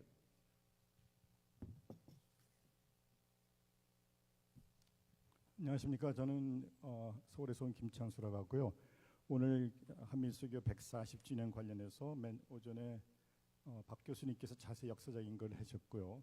저는 그걸 그래도 앞에 좀 다루기 위해서 그 1882년을 잠깐만 얘기하겠습니다. 왜 그러냐면은 저는 사실은 한미 군사동맹 1953년 동맹 쪽을 오랫동안 했는데 지금 보니까 역사적으로 1882년에 그 조기수교 굉장히 중요했었고 그 당시에 중국과 미국 관계가 사실은 지금은 그 당시에 at the time China was kind of descending and America is rising at the tower like almost 150 years ago. But now it's just reversed. China is already risen. It's a risen country, and America is relatively declining. So my point is, it's a very interesting and very insightful to go back to the olden days, like 150 years ago. What is the relation between these two giants at the time, and what would be the implications for our alliance? Because we are going to advance further and further our alliance with the United States. So this is my whole point. If you look at the slides, my first slide comes with the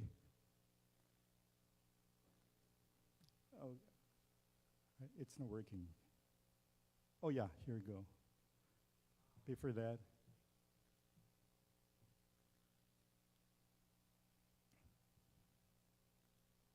Okay, this is, I'm just going to run down the order of presentation because I have 40 slides from my presentation. And I know I'm going to make very short because I want to touch all of them in 20 minutes rather. And I'm going to give enough time for Dr. Lee to make comments on my presentation and also Dr. Kim. If you look at the slides, the order runs down like U.S.-China relations in East Asia, 1852 to 1890s. And General Sherman is 1866, because I put the English words first and then Korean, so that you don't have to translate simultaneously, because that way you can save a lot of time. Korean campaign or Gangwado Wonjong, 1871. That's the first military encounter between the United States and South Korea, Joseon at the time. And then the focus of my presentation is the Treaty of Peace, Amity, Commerce, and Navigation, 조미수 동성조약. And then after we entered the Korean War, and there was a United Nations command, and we have a very wonderful Operation Chromite at the Incheon landing, and Chinese volunteers participated in the Korean War at the time, which is also important, which has a tremendous implication for the U.S.-China relations during the 1950s. And after that, 3 years later, we signed the armistice agreement between, and also, which is most important, Syngman Rhee was, he has a foresight. We have to sign a treaty with the United States to guarantee a defense commitment from Washington. Second one is, I'm going to also tackle it very briefly about the U.S.-China rivalry during the Korean War, and also most important events between our two countries, beginning with the North Korean commander infiltration at Cheongwade, the Pueblo incident in 1968, and ROG-U.S. CFC combined force activation November 7th, 1968. And there is a kind of chronology of allied relations from that time on. And issues of the key alliance. This is actually my point. What are the most important issues facing our alliance over the last 40 or 50 years? And ROK, U.S., PRC diplomatic normalization in 1982. We're going to celebrate the 30th anniversary of a normalization with Beijing in August. Military alliance versus economic interdependence, meaning the United States and China, as opposed to just reverse. China's rise in U.S. relative declinism. This is a hypothesis which I buy, because there's a lot of problem with this hypothesis. U.S. is declining relative to what it was like 30 years ago, or the relative China is rising. Peaceful, whether what they call military rise or peaceful rise. So this is a kind of controversial hypothesis which I don't buy, but I don't have time to deeply delve into this very questionable title. My point is actually how United States and China will compete with each other, not only in this part of the world, I mean in East Asia, but also all globally. And finally, my recommendation rather is how South Korea should advance its alliance with the United States, not only from the military, but also to be a more truly comprehensive strategic partnership. Actually, this was coined not by this government, but it was actually coined, to the best of my understanding, during the Lee Myung-bak government. So we are going to develop Hanmi Dongmeng into more advanced, more comprehensive, more secure. It's not just name or rhetoric, but we have to substantiate what it really has to mean for our two countries right now, for at least for the next 5 years during the Yoon government. And it is not just defense or economic or military alliance, but it should be much more broader, that can cover trade, cultural exchange, and science, technology, and finally unification. The next slide, I really just want to give you the background of why China and United States have come together for their supremacy in East Asia 15 to 20 years ago, 150 years ago, and what they are doing right now. That's what we call the Seosedongjom. Western powers moving eastward, and you can just take a look at them. And with China, it was 2 times they fought the Opium Wars, 1840 to 42, and another Opium War, 1856 to 1860 rather. And there was a very famous Tianjin Jiawan. There's a massacre of a Catholic priest and Catholics living in the compound of the nursery in Tianjin. That was in 1870. And they finally signed the China-French war. It's called another. There are so many treaties called Tianjin treaties. This is one of them that was signed in 1885. And there's a very famous China-Japan war, 1894. And they finally ended up with the Shimonoseki Treaty. China, as you can see, China is really declining, and with all kind of the glorious past is gone, as a matter of fact. Cixi made a lot of efforts to reform its Qing dynasty, but she failed, and finally it became a colony of the Western powers. And then next one is General Sherman. Okay, here is Viva. Chosun was. This is the General Sherman. We have a lot of misapprehension about the General Sherman instance, which I will skip. The Treaty of Peace and Amity, Commerce, and Navigation. The first Article 1 is the good offices, and the Article 4 is the territorial rights. Article 5. Do you have the printout? No. Okay, here we go. Article 5 is a levying on tariffs, and Article 12, renegotiation and revision of the treaty, and Article 14 is the most favored nation clause. And next one, okay, this is what Americans call the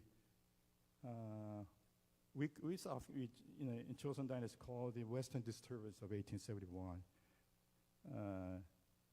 신미양요, or on the U.S. side, they call it First Military Expedition to Gangwon-do, or Korea Expedition of 1871.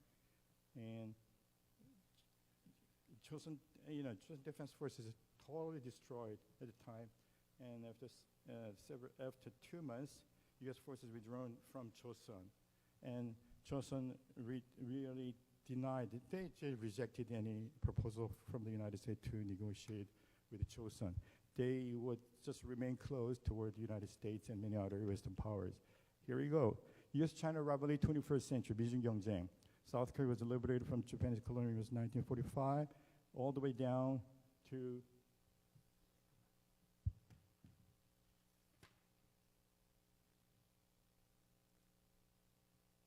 Can you see them? Okay. The chronology of modern Korean history. Korean liberation from Japanese colonial rule, and military rule U.S. military rule in South Korea, I'm sorry. Korean War of 1950 to 1953, and there came the Chinese People's Volunteer Army, and the famous Battle of Chosun, Changjin, and Heungnam Evacuation Operation.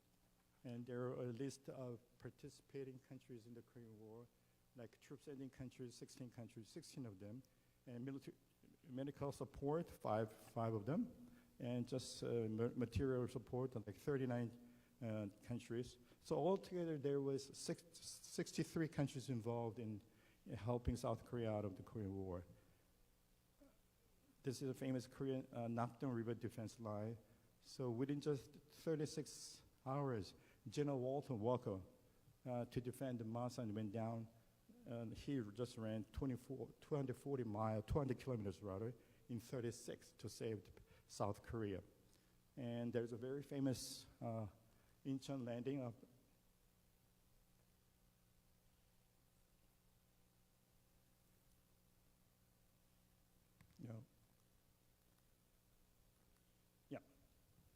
Incheon landing, September 15th, 1950.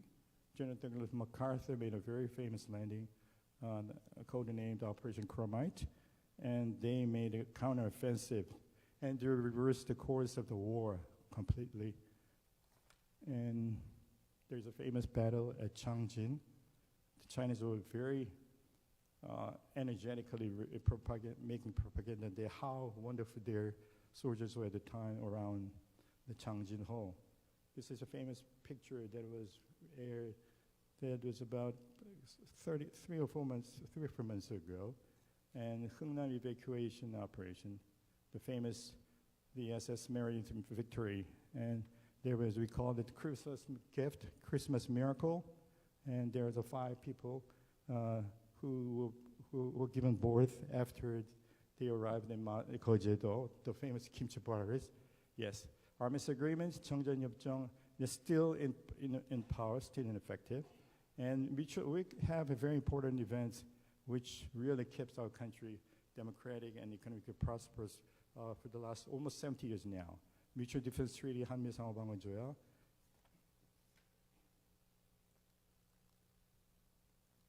Okay. ROK-US CFC combined 한미연합사 창설. You can just take a look at the slide. And based on this MDT missile, Mutual Defense Treaty and the creation of the UNC and CFC and USFK, we have finally established a very effective, very good combined defense system. This shows how we are working from each side, the U.S. and South Korea. And at the center, you have MC, military committee meetings. And down there, you have a 연합사사령, commander of the CFC. These are the symbols of these 3. At the left, you have a UNC command, United Nations command, and CFC and the USFK. Now they opened a new age from Yongsan era to the Camp Humphrey era, UNC. These are some of the important events in the chronology of U.S.-South Korea alliance. beginning with the 노무현 정부, and 이명박 정부, 박근혜 정부, 문재인 정부. Very interesting, even though they began with a very tough position vis-a-vis the United States, a lot of anti-American sentiments. At the time of their going to depart their presidency, they turned very relatively, amicable, friendly to the United States, which was for their own political benefits, I guess. Which is happening again with this government, the Moon-jae government, before they depart. These are some of the issues facing our alliance. Let me begin with the operation control. Yes, I can cover them in 3 minutes. Because OPCON is the basis of all our relations, because some people are very angry about why we don't have a command authority or operation authority over our own forces, which is wrong, because there are a lot of misapprehension about our combined OPCON relationship. What you have to remember is we are right under the COTP, which is Conditions-Based Operational Transition Plan. This is a very complicated issue, but I don't have the time to do that. But one thing I can want you to recommend is that the defense minister appointed is the one who was in charge of COTP when he was at the JCS. Another important one is beginning with this outcome transition, then comes the UNC deactivation, because many people believe the UNC should be dissolved. Now the CF is gone, they have to say the UNC should be also gone. But the US has a different idea. They have to revitalize it rather than just destroy the UNC. That's the UNC revitalization issue. Yes. And then the defense burden sharing is SMA issues. We agreed after so many hardships between our two countries, we finally agreed to pay more, a 16% increase from the previous years. So we are going to pay a good amount of money to the stationing of the U.S. forces in South Korea. This is not the money, as you know, this money does not go to the U.S. forces per se, but it also goes to many South Korean workers living on the military facilities in South Korea. Do I have 2 minutes, right? Another key important issue facing our alliance is a trilateral secure alliance, meaning United States, South Korea, and Japan, because there are a lot of people who are very angry and object to the idea that we have to resume our dialogue with Japan for North Korea. But there's a lot of mistaken concepts. And another important issue, South Korea has been squeezed between the U.S. and China, because United States, starting with the Trump administration and now inherited to the Biden administration, the United States is in full swing to push forward the Indo-Pacific strategy, while the Xi Jinping government is pushing for the BRI, Belt and Road Initiative, which have to conflict with each other inevitably. And also we are advised to join the Quad or Quad Plus and even Five Eye and AUKUS. But I believe we have a strategic hedging problem, and not just the United South Korea, but Japan, the Philippines, and Australia, Indo, they all have their own versions, the strategic applications. This is my conclusions. Our alliance, our relations should be, I'm not talking about like 30 years from now. I want to just confine my premise just within 5 years, which will be under the Yoon presidency. Unification will have a tremendous impact depending on how Mr. Yoon will behave vis-a-vis North Korea and China particularly, even though he professed that we're going to strengthen and deepen our alliance with the United States. But because there's a lot of political pressure within South Korea. And finally, I want to see our alliance with the United States starting from the military alliance to a much more broader alliance, beginning with the diplomacy, defense, and also extend deterrence, cyber, and space. And finally, this is kind of sound maybe trivial, but we have to expand our alliance and trade and industry, and semiconductors, electric vehicles, and shipbuilding as well. Okay, let me conclude, and I wanted Dr. Ryoo, I just met him here, he's going to create a lot of comments and questions rather. And then thank you very much, Dr. Kim. Thank you very much.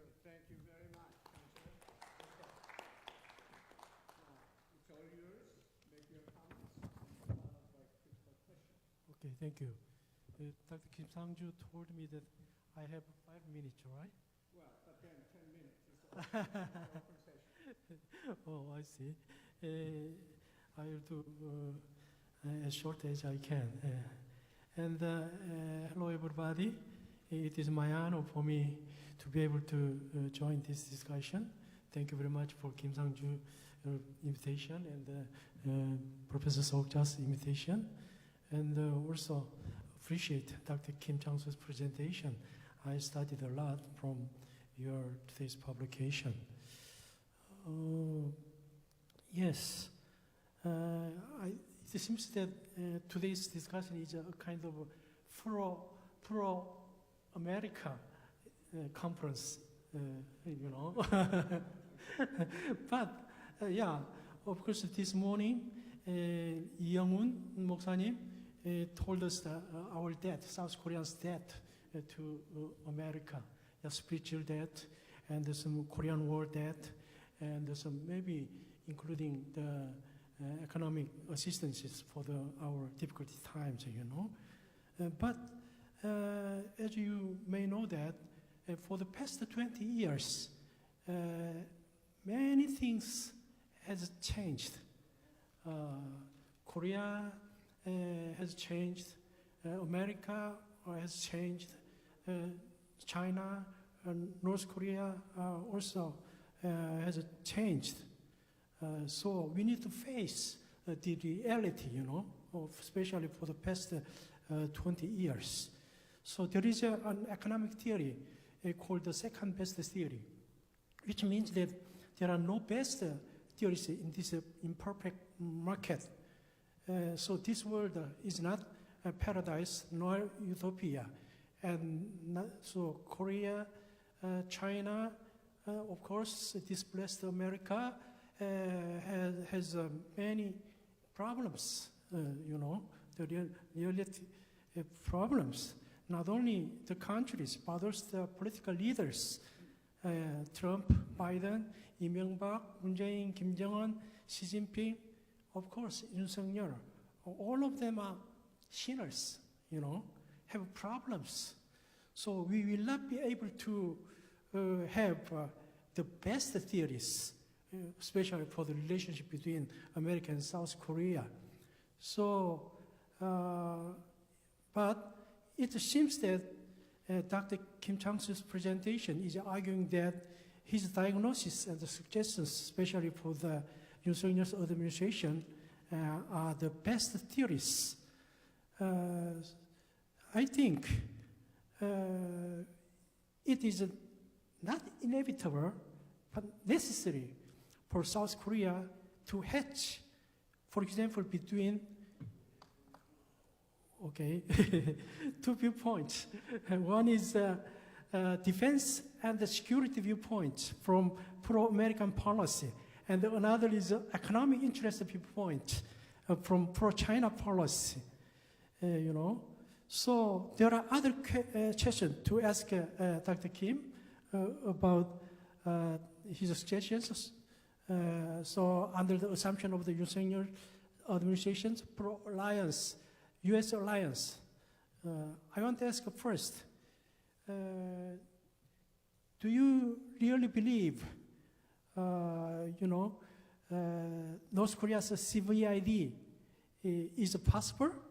Most of my Chinese experts do not believe CVID will be possible. I had taught at Chinese universities, such as Beijing University, Nanjing University. I have many Chinese experts who can tell me about daily life comments on South Korea and North Korea, you know. I also had taught at Pyongyang University of Science and Technology. I know the most of North Korean friends, you know, are proud of their nuclear weapons.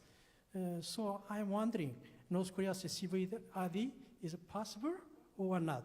The second question is the South Korea, maybe with America, have tried to improve the human rights, sometimes by carrot, sometimes by sticks, but it has not been so effective.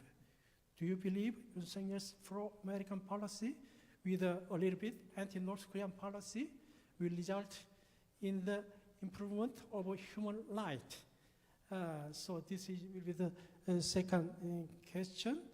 And what would be the biggest benefit South Korea could gain from the Yoon Suk-yeol administration's pro-U.S. alliance policy besides national defense? Are there any economic benefits from the U.S. if we take the South Korea take the pro-American policy? The last question: what would be the biggest loss for South Korea from its policy toward China? It means that I believe if Yoon Suk-yeol's administration policy is take the pro-American policy, China is surely going to take retaliative economic policies against South Korea.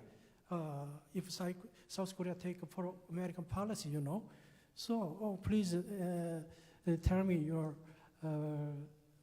question, answer about that. And finally, I look forward to the 21st century when a unified Korea emerges as a dignified partner in relations with the United States and at the same time, China. Thank you. Thank you. Let's do it one by one. He raised 3 questions. 3 or rather 4 very intriguing, very difficult answers to, questions to answer, by the way, because we have been so much controversy over these 4 years, beginning with the CVID and North Korean human rights, and how going to, behave between the 2 giants, one on the U.S. and the China economically. This has been a perennial question, by the way. Nobody has come up with any clear, understandable answers to these very intriguing questions. I'm not confident that I can make any answers to your questions to please you, but please bear with me. This is to the extent of my best imagination, and I'm going to just give a very short answer to questions, one by one. Question 1, CVID. It's not possible. As long as we have power in Pyongyang, they are not going to give up nuclear or missile weapons, because this is the only guarantee of its regime. Otherwise, they're going to collapse, they're going to tremble, and nobody knows. So that's why they really stick to the policy of advancing their nuclear and missile capabilities. I don't think there is no end to that until the passing of Kim Jong-un, for example. So it is very difficult, even though the United States is very clear, we're going to stick to this principle of CVID. No alternative is accepted, only to the CVID. This is a very important, very precondition for the U.S. negotiating with North Korea, for good reason. The State Department, they're not fooled. They are very wise people, the NSCs, but they come up with a very tough conditions. If you don't follow this, no question, no negotiation, no concession to you. So let's see how North Koreans will respond to the CVID proposal. I'm not, optimistic about this. Very positive. I'm not optimistic about this proposal, because this is something North Korea cannot accept. Otherwise, they're going to just all kinds of internal problems, and also they're going to be a very weakened position vis-a-vis China, even China. So that's why they're going to stick to these principled positions for at least for the next 5 years. So it'll be very difficult for the United States and South Korea to come up with a kind of moderated, more substantiated approach to the CVID, which I cannot give you very. I hope we have Ambassador Song Kim or some other gentleman who have been working on these issues to come up with a little bit better solution to these questions, to help understand these questions better. So I think it's possible, theoretically possible, but in reality it's not plausible. It's very difficult to give. My second question is the human rights issues. North Korea, Washington has been using this, sticks and carrots vis-a-vis North Korea to accept this, to improve their situation in North Korea. This is a terrible situation, because it's just like the CVID, if they meaning the Kim Jong-un government, made concession on these very interesting questions, they're going to lose their base. So I think this is a very kind of dilemma Pyongyang is facing, this nuclear issue and also human rights issues. Again, to answer your questions, let's see. because it isn't like Moon Jae-in government, but Yoon Kam-jong. We believe that he will be very tough on these issues vis-a-vis North Korea, but you never know because Yoon Sung-yeol also has many good supporters and staff members who have been following these questions, North Korean human rights issues for many years, even though we changed our governments. But these people, the bureaucrats, they have it in their place for the last 20, 30 years. So this policy will not make a kind of any turnaround overnight. This is a policy that will continue even though we have a new government in Seoul. That means, it's not anything but Moon. I don't like that kind of anything but Moon because there are good part about what Mr. Moon did, even though quite often they failed. There's something we have to inherit it, even though we have a change in government. So human rights is in North Korea. We're going to push for North Korea to improve the situation. And we also have Suzanne Schulte and also HRNK. Is Greg there out there? Okay, I'm going to finish with question 3 and answer 3 and 4. How are we going to behave between these two giants? With Mr. Yoon's government in Seoul, we are going to lean toward more on the U.S. side rather than just standing somewhere in between. It's very ambiguous. So we have Mr. Yoon will make a less apprehensive, less ambiguous, I would say, less ambiguous position vis-a-vis the hedging between the two giants. Hedging strategy is not per se. It's not a bad word. All countries other than these two giants have to make their own, strategic hedging. Just like Japan do that. Japanese do that. Indians do that, and the Australians also do that. South Korea have to do this kind of strategy in our own style to advance our own national interests. Thank you. Thank you. You have that here in mind. Any follow-up questions? I thought your suggestion and your answer is our hope. Let's remain hopeful. Okay, very good. And without any further questions, Dennis, do you have something to contribute to this relevant questions, issues? Well, just one thing we know that people that follow Asia on this whole triangle between Beijing, Seoul, and Washington was when President Biden and President Moon Jae-in issued their declaration last year. For the first time, I think it's the first time since diplomatic relations were broken between Seoul and Taipei in 1992. It was taken as very significant that the Korean side agreed to mention security in the Western Pacific and actually used the word Taiwan in a public statement with Washington, which they had never done.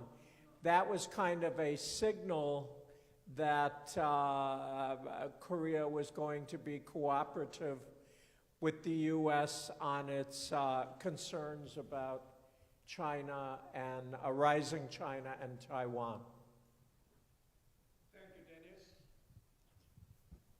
Yeah, do you have something to contribute?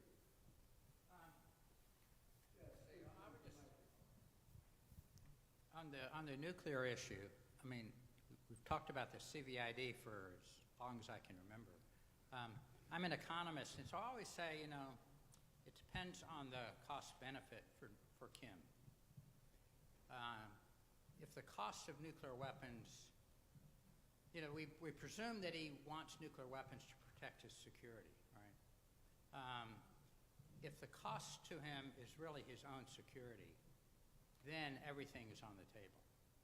What do I mean by that? What I mean is, over time, over this last 30 years that North Korea has been trying to build nuclear weapons, their economy has gone flat broke, straight downhill.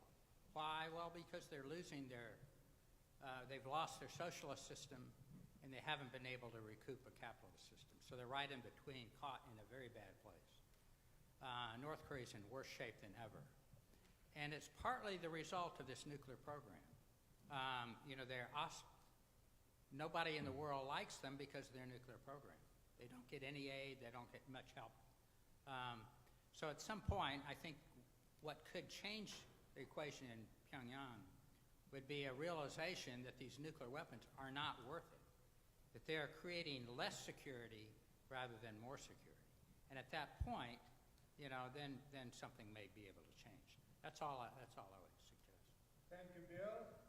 With this note, the second session is adjourned. And next session, please, Bill, come over. Thank you. Thank you. William, you here? Thank you, gentlemen. The next session, third one, the topic will be the onset of the perfect storm and South Korea's mission strategies. The presenter will be Dr. Moon Young-ho, Secretary General of Korean Christian Association, also Research Fellow Emeritus of Korea Institute for National Unification. He's also the President of Peace Korea. The discussant will be the Mr. William Brown from ICAS Fellow. Thank you. Okay, it's all yours. As often as you can. About 15 minutes? 15 minutes. Yes. 우리가 그 국무성을 가야 돼요. 이 회의가 끝나면. 그래서 2시 반에는 이 회의를 끝나야 되기 때문에 어떻게 하죠? 오케이. 그리고 저는 영어를 못해요. 그래서 한국말로 하겠습니다. 이렇게 오늘 이렇게 세미나를 할 수 있게 해주신 워싱턴 중앙장로교회 유웅열 목사님과 또 밥을 직접 만들어서 저희들에게 대접해 주신 부목사님들 또 함께하신 워싱턴 중앙장로교회 성도님들께 먼저 깊은 감사의 인사를 드립니다. 또 오늘 전체적으로 회의를 사회보고 계시는 서옥자 회장님, 또 오늘 이 학술회의 사회 보시는 김상주 박사님, 저는 김상주 박사님 오늘 처음 뵀어요. 그래서 어떻게 이런 일을 하시냐 그랬더니 메디컬 닥터시라고 그러더라고요. 근데 이렇게 통일 문제도 잘 하셔서 옛날에 서재필 박사님이 딱 생각이 나셨어요. 너무 감사합니다. 그리고 오늘 이 자리에 한국에서 오신 우리 합신 총회장이신 김원광 회장님이 제가 여기가 잘 안 보이는데 어디 앉아 계시는데 우리 김원광 회장님 후원해 주셔서 이 행사를 할 수 있게 됐다는 걸 감사를 드립니다. 또 사실은 오전에 행사 때 굉장히 귀한 분들이 많이 오셨는데 정말 감사하죠.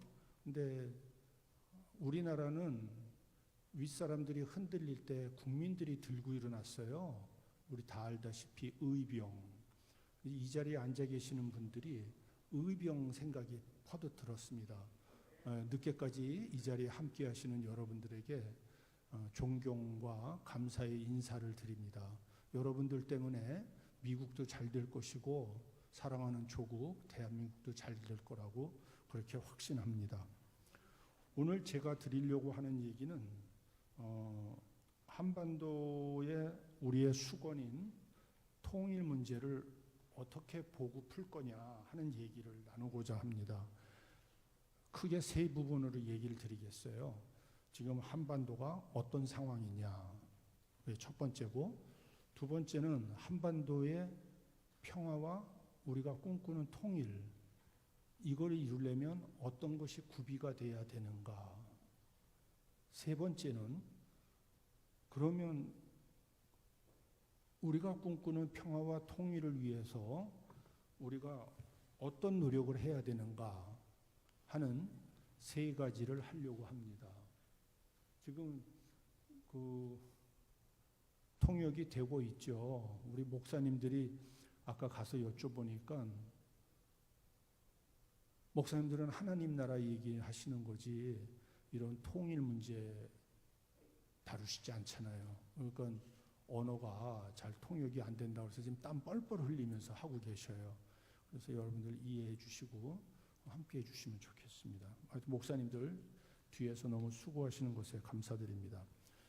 금년 2022년은 한미수교 140주년이지만 동시에 한중수교, 중국과 한국이 수교한 지 30주년이 되는 해입니다. 그런데 안타깝게도 한반도의 상황은 그냥 한마디로 말씀을 드리면 절대 폭풍이 다가오고 있다. 영어로 하면 퍼펙트 스톰이죠. 폭풍이 세 개가 와서 충돌을 하는 거죠. 그래서 완전히 풍비박산 나는 거죠. 첫 번째 폭풍은 오늘 얘기가 많이 나왔습니다만 미중 간의 패권 경쟁. 두 번째 폭풍은 4차 산업혁명. 해외에 계신 동포들이나 조국에 계시는 산업역군들이 열심히 일해서 선진국의 대열에 지금 들어갔는데 4차 산업혁명의 흐름을 타지 못하면 다시 전락할 수 있죠. 세 번째 폭풍은 북한의 핵무기 강화. 작년에 있었던 8차 공산당 대회, 통역 때문에 공산당이라고 그랬는데 노동당이죠 원래는. 이 공산당 대회에서 앞으로 5년간 2026년 1월 9차 당대회가 열릴 때까지 핵무장력을 강화하겠다 그랬습니다. 이 세 가지 폭풍이 지금 한반도에서 충돌이 되는 거죠. 그러면 이 절대 폭풍을 잘 잠재우고 한반도의 평화와 통일을 이루려면 어떤 것이 구비가 돼야 될까? 저는 첫 번째는 가장 중요한 것이 국가의 능력이라고 생각합니다. 힘이 없으면 평화를 못 지키고 심지어 나라까지 이룰 수 있는 거죠. 두 번째는 국제 환경을 잘 만들어야 된다고 생각합니다. 왜냐하면 우리는 둘러싸고 있는 나라들이 인구대국 중국, 공산대국, 영토대국 러시아, 경제대국 일본, 유일 초대국 미국, 4대 강국으로 둘러싸여있는 유일한 나라가 우리 대한민국 한반도이기 때문에 환경을 잘 만드는 것이 굉장히 중요하다. 세 번째는 국민의 의지가 굉장히 중요하다. 우리나라가 잘 될 수 있는 건 바로 여러분, 국민들이 계시기 때문에 자원도 부족한 나라, 국토도 작은 나라, 오직 있다면 사람인데 그 사람의 의지, 국가적 능력, 국제적 환경, 국민적 의지, 이 세 가지가 잘 구비가 돼야 평화와 통일을 이룰 수 있다고 봅니다. 그러면 이제 마지막으로 통일 문제를 어떻게 풀 것이냐. 저는 우리 통일 문제 성격이 삼중적 과제를 갖고 있다고 봐요. 첫 번째는 19세기 근대 민족국가 건설, 아직도 못 이뤘죠. 분단이 돼 있으니까.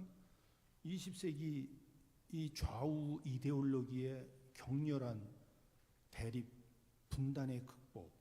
세 번째가 아까 절대폭풍에서 말씀드린 4차 산업혁명의 선도.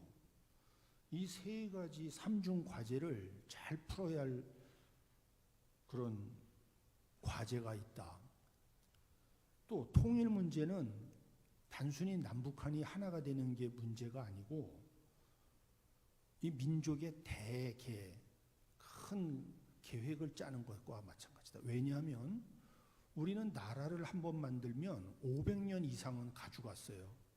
조선이 500년을 지속했고 고려가 500년가량을 했고 신라가 통일이 300년, 처음부터 하면 건 1000년은 안 될까요? 하여튼 이렇게 오랜 세월 국가를 한번 만들면 500년 정도 가는 그런 민족이죠.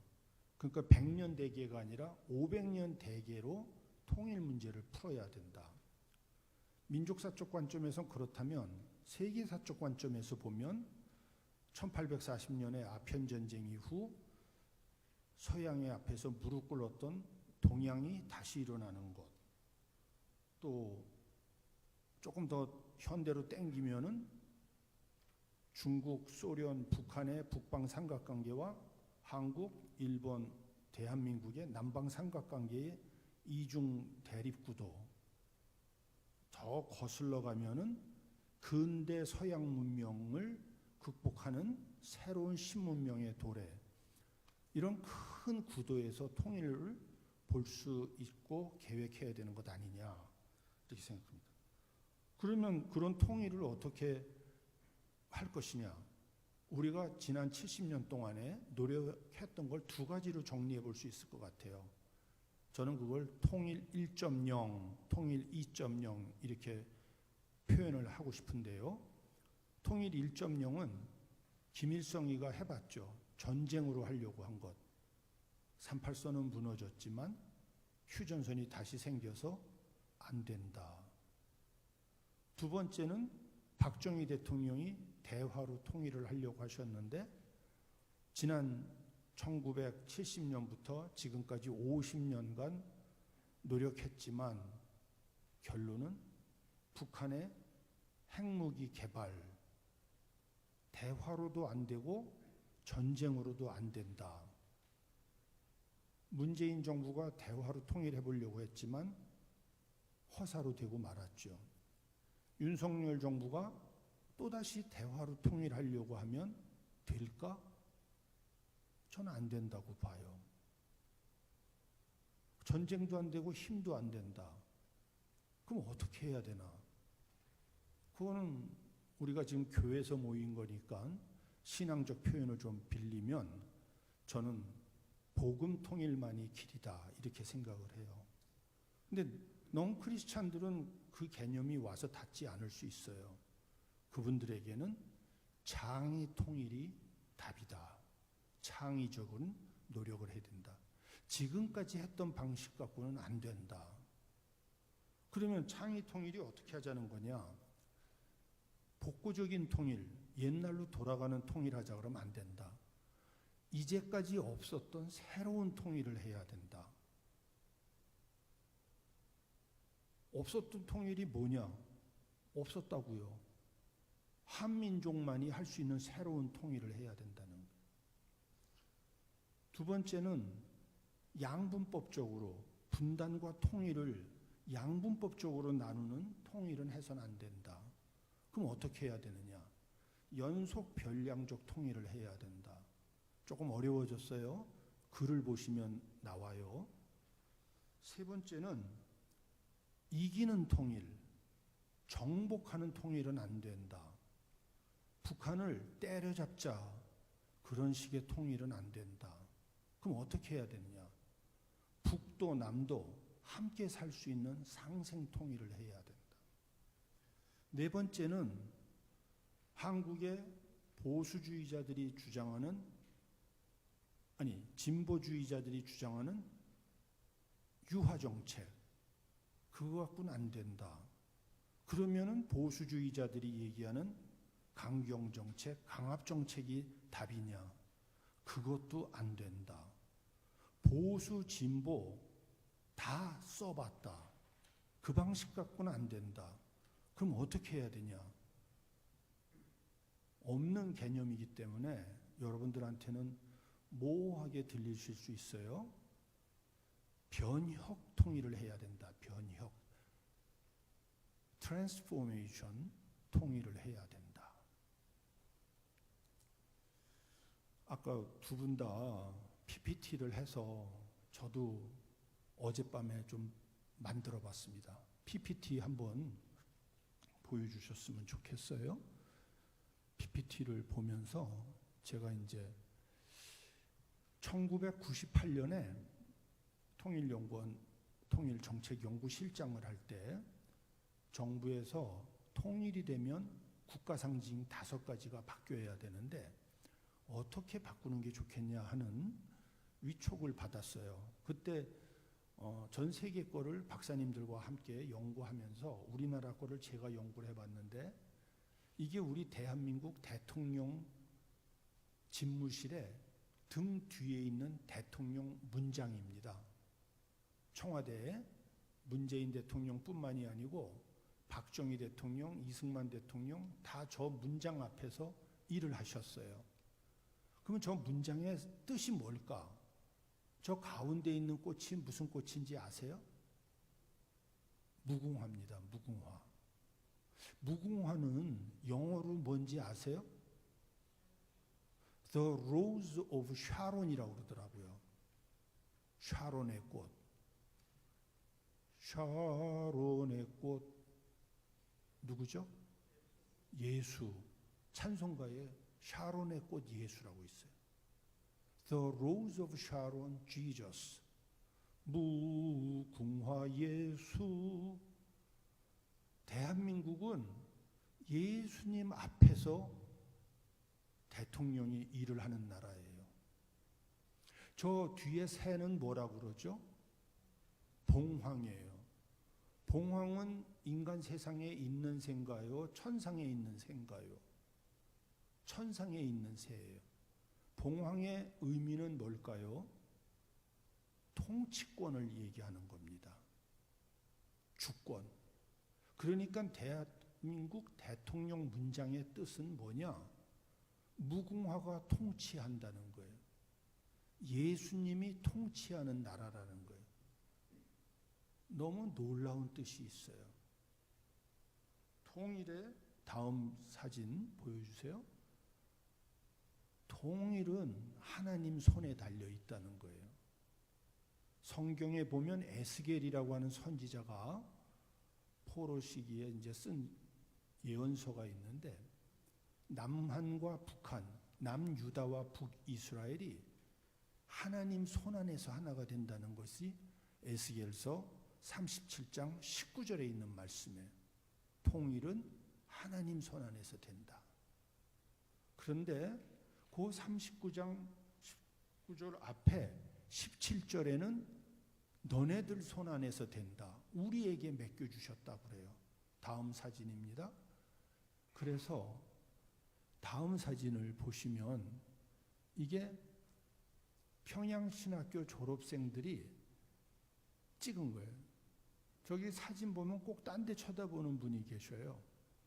그래서 저분이 누군가 하고 한번 엔터키를 쳐줘 보세요. 다 떴군요. 저분이 사진을 대조해서 보니까 평양 대부흥의 주인공 길선주 목사님이에요. 그 옆에 있는 분은 우리나라 최초의 민족주의 기독교인 한석진 목사님이에요. 그 옆에는 우리나라 최초의 선교사인 이기풍 선교사님이에요. 그 옆은 우리나라의 복음을 제일 먼저 갖고 들어오신 서경조 목사님이에요. 근데 저분들이 손에 서경조 목사님은 우산을, 이기풍 목사님은 흰 우산, 양산을, 한석진 목사님은 태극기를, 길선주 목사님은 성경을 갖고 계세요. 뜻은 제가 해석한 거예요.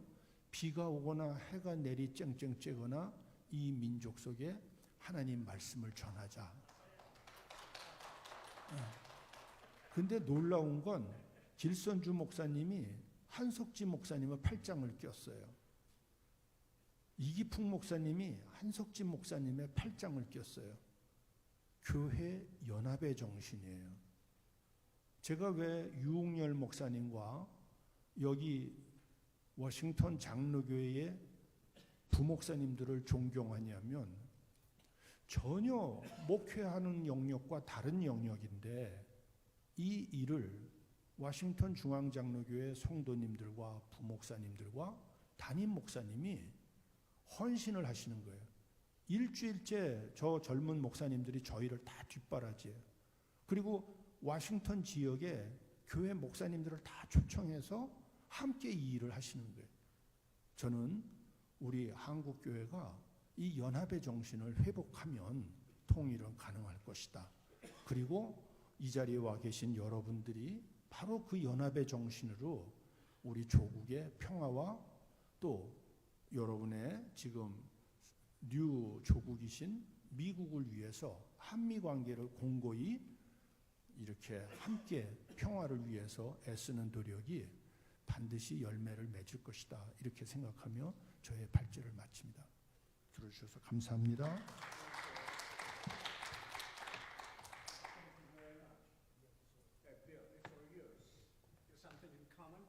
Yes, actually we do. Amazingly so. If you look at that picture of Pyongyang Seminary, my mother's father, my maternal grandfather, was a professor at that university back in the 1930s. And my father went on to be, and mother went on to be missionaries in Gwangju. So I grew up in Gwangju. Gwangju. Anybody here from Gwangju? Ado. Yeah, I'm not a missionary, but my parents and my all four grandparents were missionaries in Korea and in China. And what I wanted to say, I didn't know you were going to do that slide, but I was going to say, you're welcoming the 140th, is that right? Anniversary of Koreans coming to America. My family is really the reverse. All of my family went to Korea about 100 years ago, about 110 years ago. And I grew up there. We've all benefited tremendously from living in Korea. So thank you very much. But I wanted to talk about your paper a little bit, which I find really very, very interesting and very, very useful. I think you describe what a lot of us feel, that the situation between the two Koreas, let me just read it so I'll go faster, is becoming more unsettled after 70 years of relative security, relative stability since the Korean War. The stability has allowed South Korea to flourish as a capitalist democracy, while North Korea has languished as a socialist dictatorship. It is useful to remember that 77 years ago, at the point of liberation, Northern Korea was a fairly well-developed industrial state at that seminary, time of that seminary, absent any of the World War II destruction that happened everywhere else. So Korea was not really affected by World War II. We forget that. Japan was devastated. China was devastated. Europe was devastated. Korea was fine in 1945, especially Northern Korea. Southern Korea was agricultural and in a lot of economic and political turmoil. The reversal of fortune since then is really spectacular when you think about it. North Korea has gone straight downhill, while South Korea has climbed in productivity, wealth, and in international stature. I'm an economist, so I tend to look at the economic issues more. But as Dr. He suggests, a perfect storm may be brewing that would seek to collapse that gap, quite possibly in a way none of us would like. North Korean nuclear weapons are one such suggestion. Bad behavior by Russia and an unsteady China add to that. So we should be preparing for some kind of change. It might be for the good. North Korea is changing domestically in some really important and positive ways, but we have no way of really predicting the future. He suggests that ancient models in Korea and in Israel point to the importance of integration rather than unification. And I love that idea. Integration rather than unification. They may sound the same, but in economic terms, they're very different, integration and unification.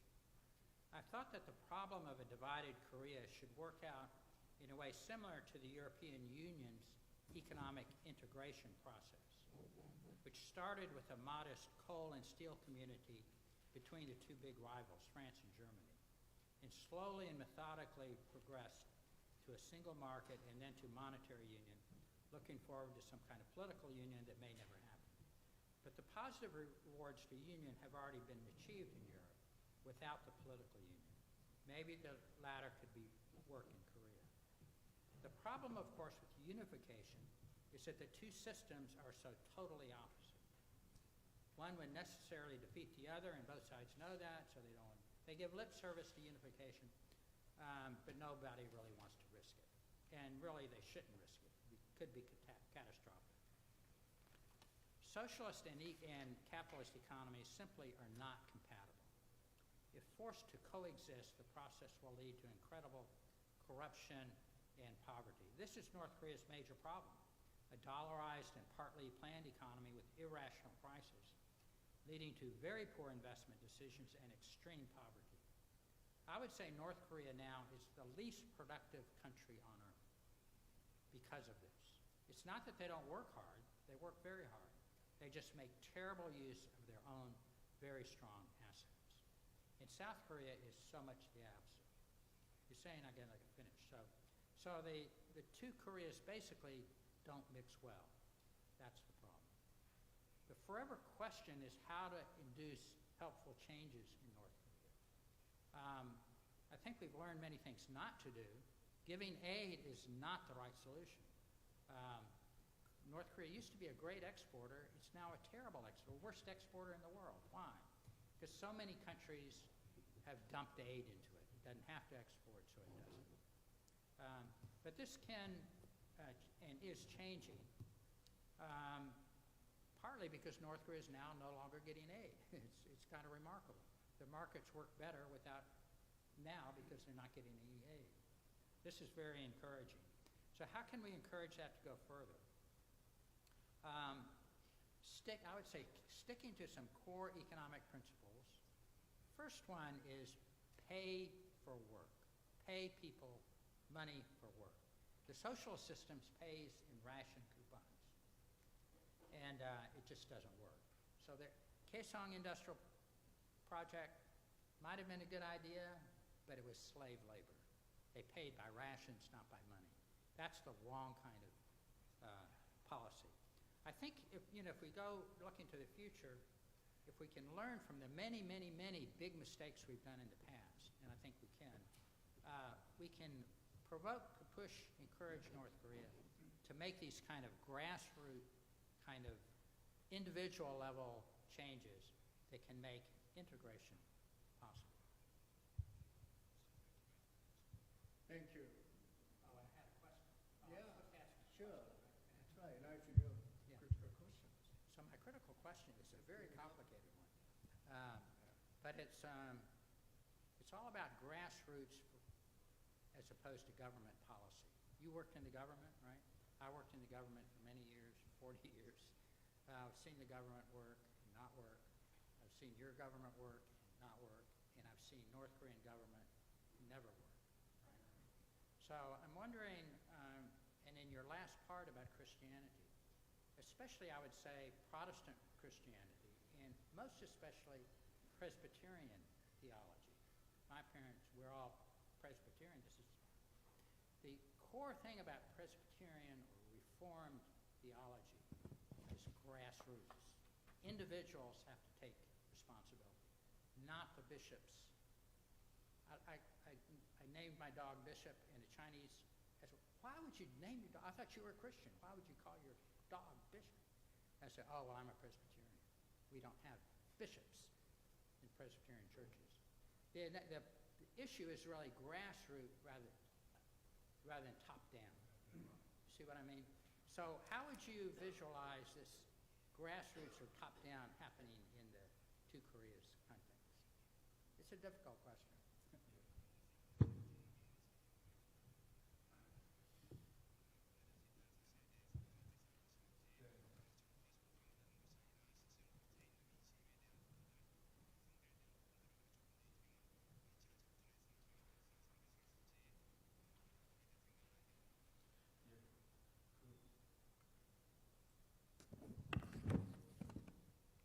박사님, 선교사님의 그 후손이 이렇게 만날 수 있어서 너무 감사합니다.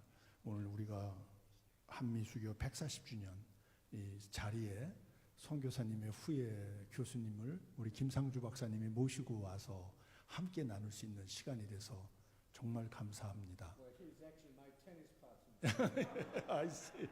Wonderful. 예.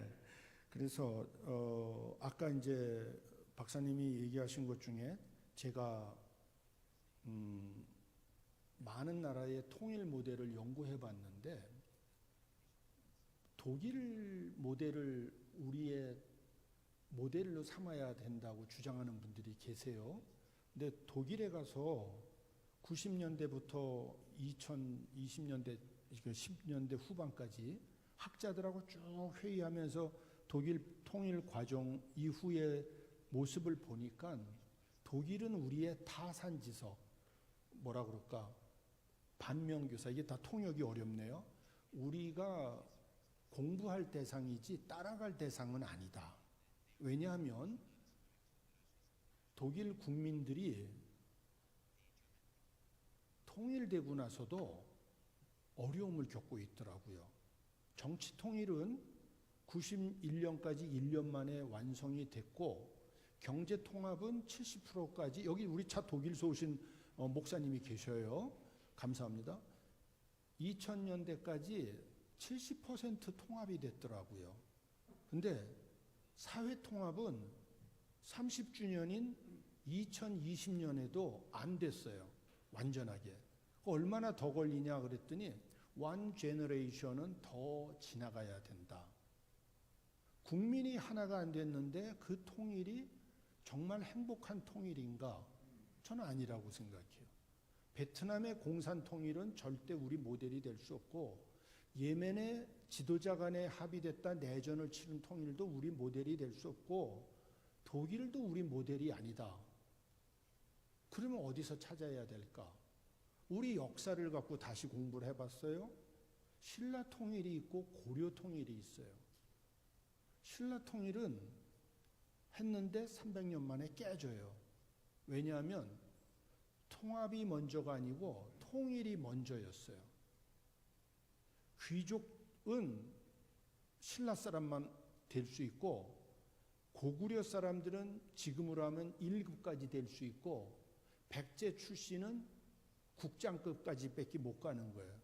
차별이 있는 통일이었어요. 그러니까 신라 통일은 깨지는 거예요. 그러면 차별 없이 국민이 통합되는 것을 통해서 통일을 이룬 나라가 있느냐? 그게 고려예요. 고려.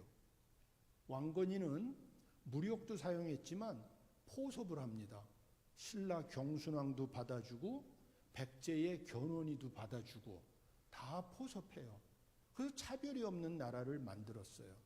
그래서 500년을 간 겁니다. 그걸 이어받은 게 조선이고, 우리 통일은 고려 통일 모델을 봐야 된다. 그게 바로 선통합 후통일이에요. 근데 성경을 들여다보니까 그런 인물이 또 한 분 계세요. 그게 다윗이더라고요. 다윗. 시간 때문에 여기까지만. 다윗도 통합부터 하면서 통일을 했어요. 그래서 우리 박사님이 선통합 후통일 모델이 좋다. 그거는 우리 민족 내부의 고려 모델, 성경의 다윗 모델. 그러면 유럽연합 얘기를 해주셨는데, 유럽연합을 우리 선조 가운데 동양에서 먼저 제안했던 분이 계셔요. 그분이 바로 안중근 선생님이세요. 안중근 의사. 동양 평화론이 오늘 유럽 통합 EU하고 거의 비슷합니다. 여기까지 온 얘기할게요. 자, 마지막으로 북한 변화를 어떻게 이끌어낼 것이냐. 굉장히 중요한 얘기인데 이거는 말씀을 못 드립니다. 여러분의 궁금증을 해소하는 게 이 목적이 아니에요. 정말 북한을 변화시키고 싶으면 그건 밝혀지면 안 되는 거 아니겠어요? 여러분의 궁금증을 해소해드리면 이게 오늘 언론에 다 나갈 거 아니에요. 그러면 북한 전문가들이 북한에서 우리 세미나를 다 볼 거 아니에요. 그러면 우리의 전략은 사용할 수 없죠. 그래서 여러분이 너무 좋은 질문이신데 그거는 말씀드릴 수 없다. 오히려 좋은 아이디어가 있으면 주세요. 준비된 건 있어요. 근데 그거는 10년, 15년쯤 뒤에 여러분이 살아계시면 아, 이런 거였구나 하고 그때는 보실 거예요. 우리가 지적으로 만족을 위해서 전략을 노출하는 건 저는 조금 조심해야 된다고 생각을 해요. 상대방이 있기 때문에. 그런데 박사님의 의견에 제가 전적으로 동의하는 건 개성 노동자들의 인권 문제, 북한 주민들의 인권 문제,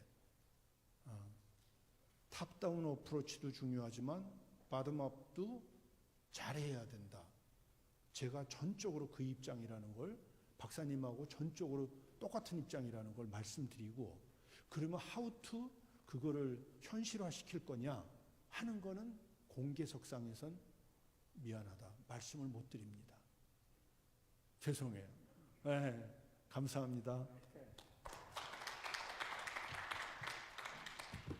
Okay, ladies and gentlemen, time is up.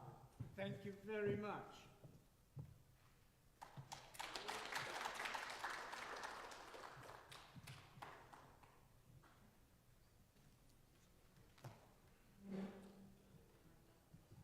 So once again, I want to thank you, all of you who stayed for the 140th anniversary of Korea-U.S. Treaty of 1882. And thank you, gentlemen, and have a good, safe trip in the afternoon. Thank you. Bye.